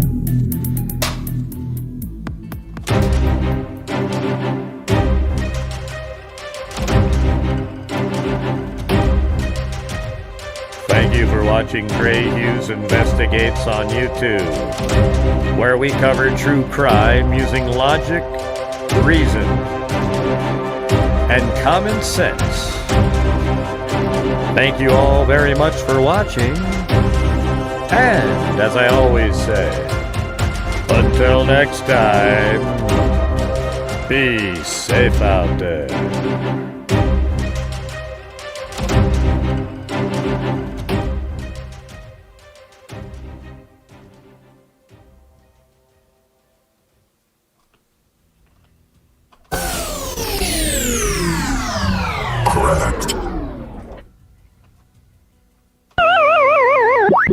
Evil can never be dead enough.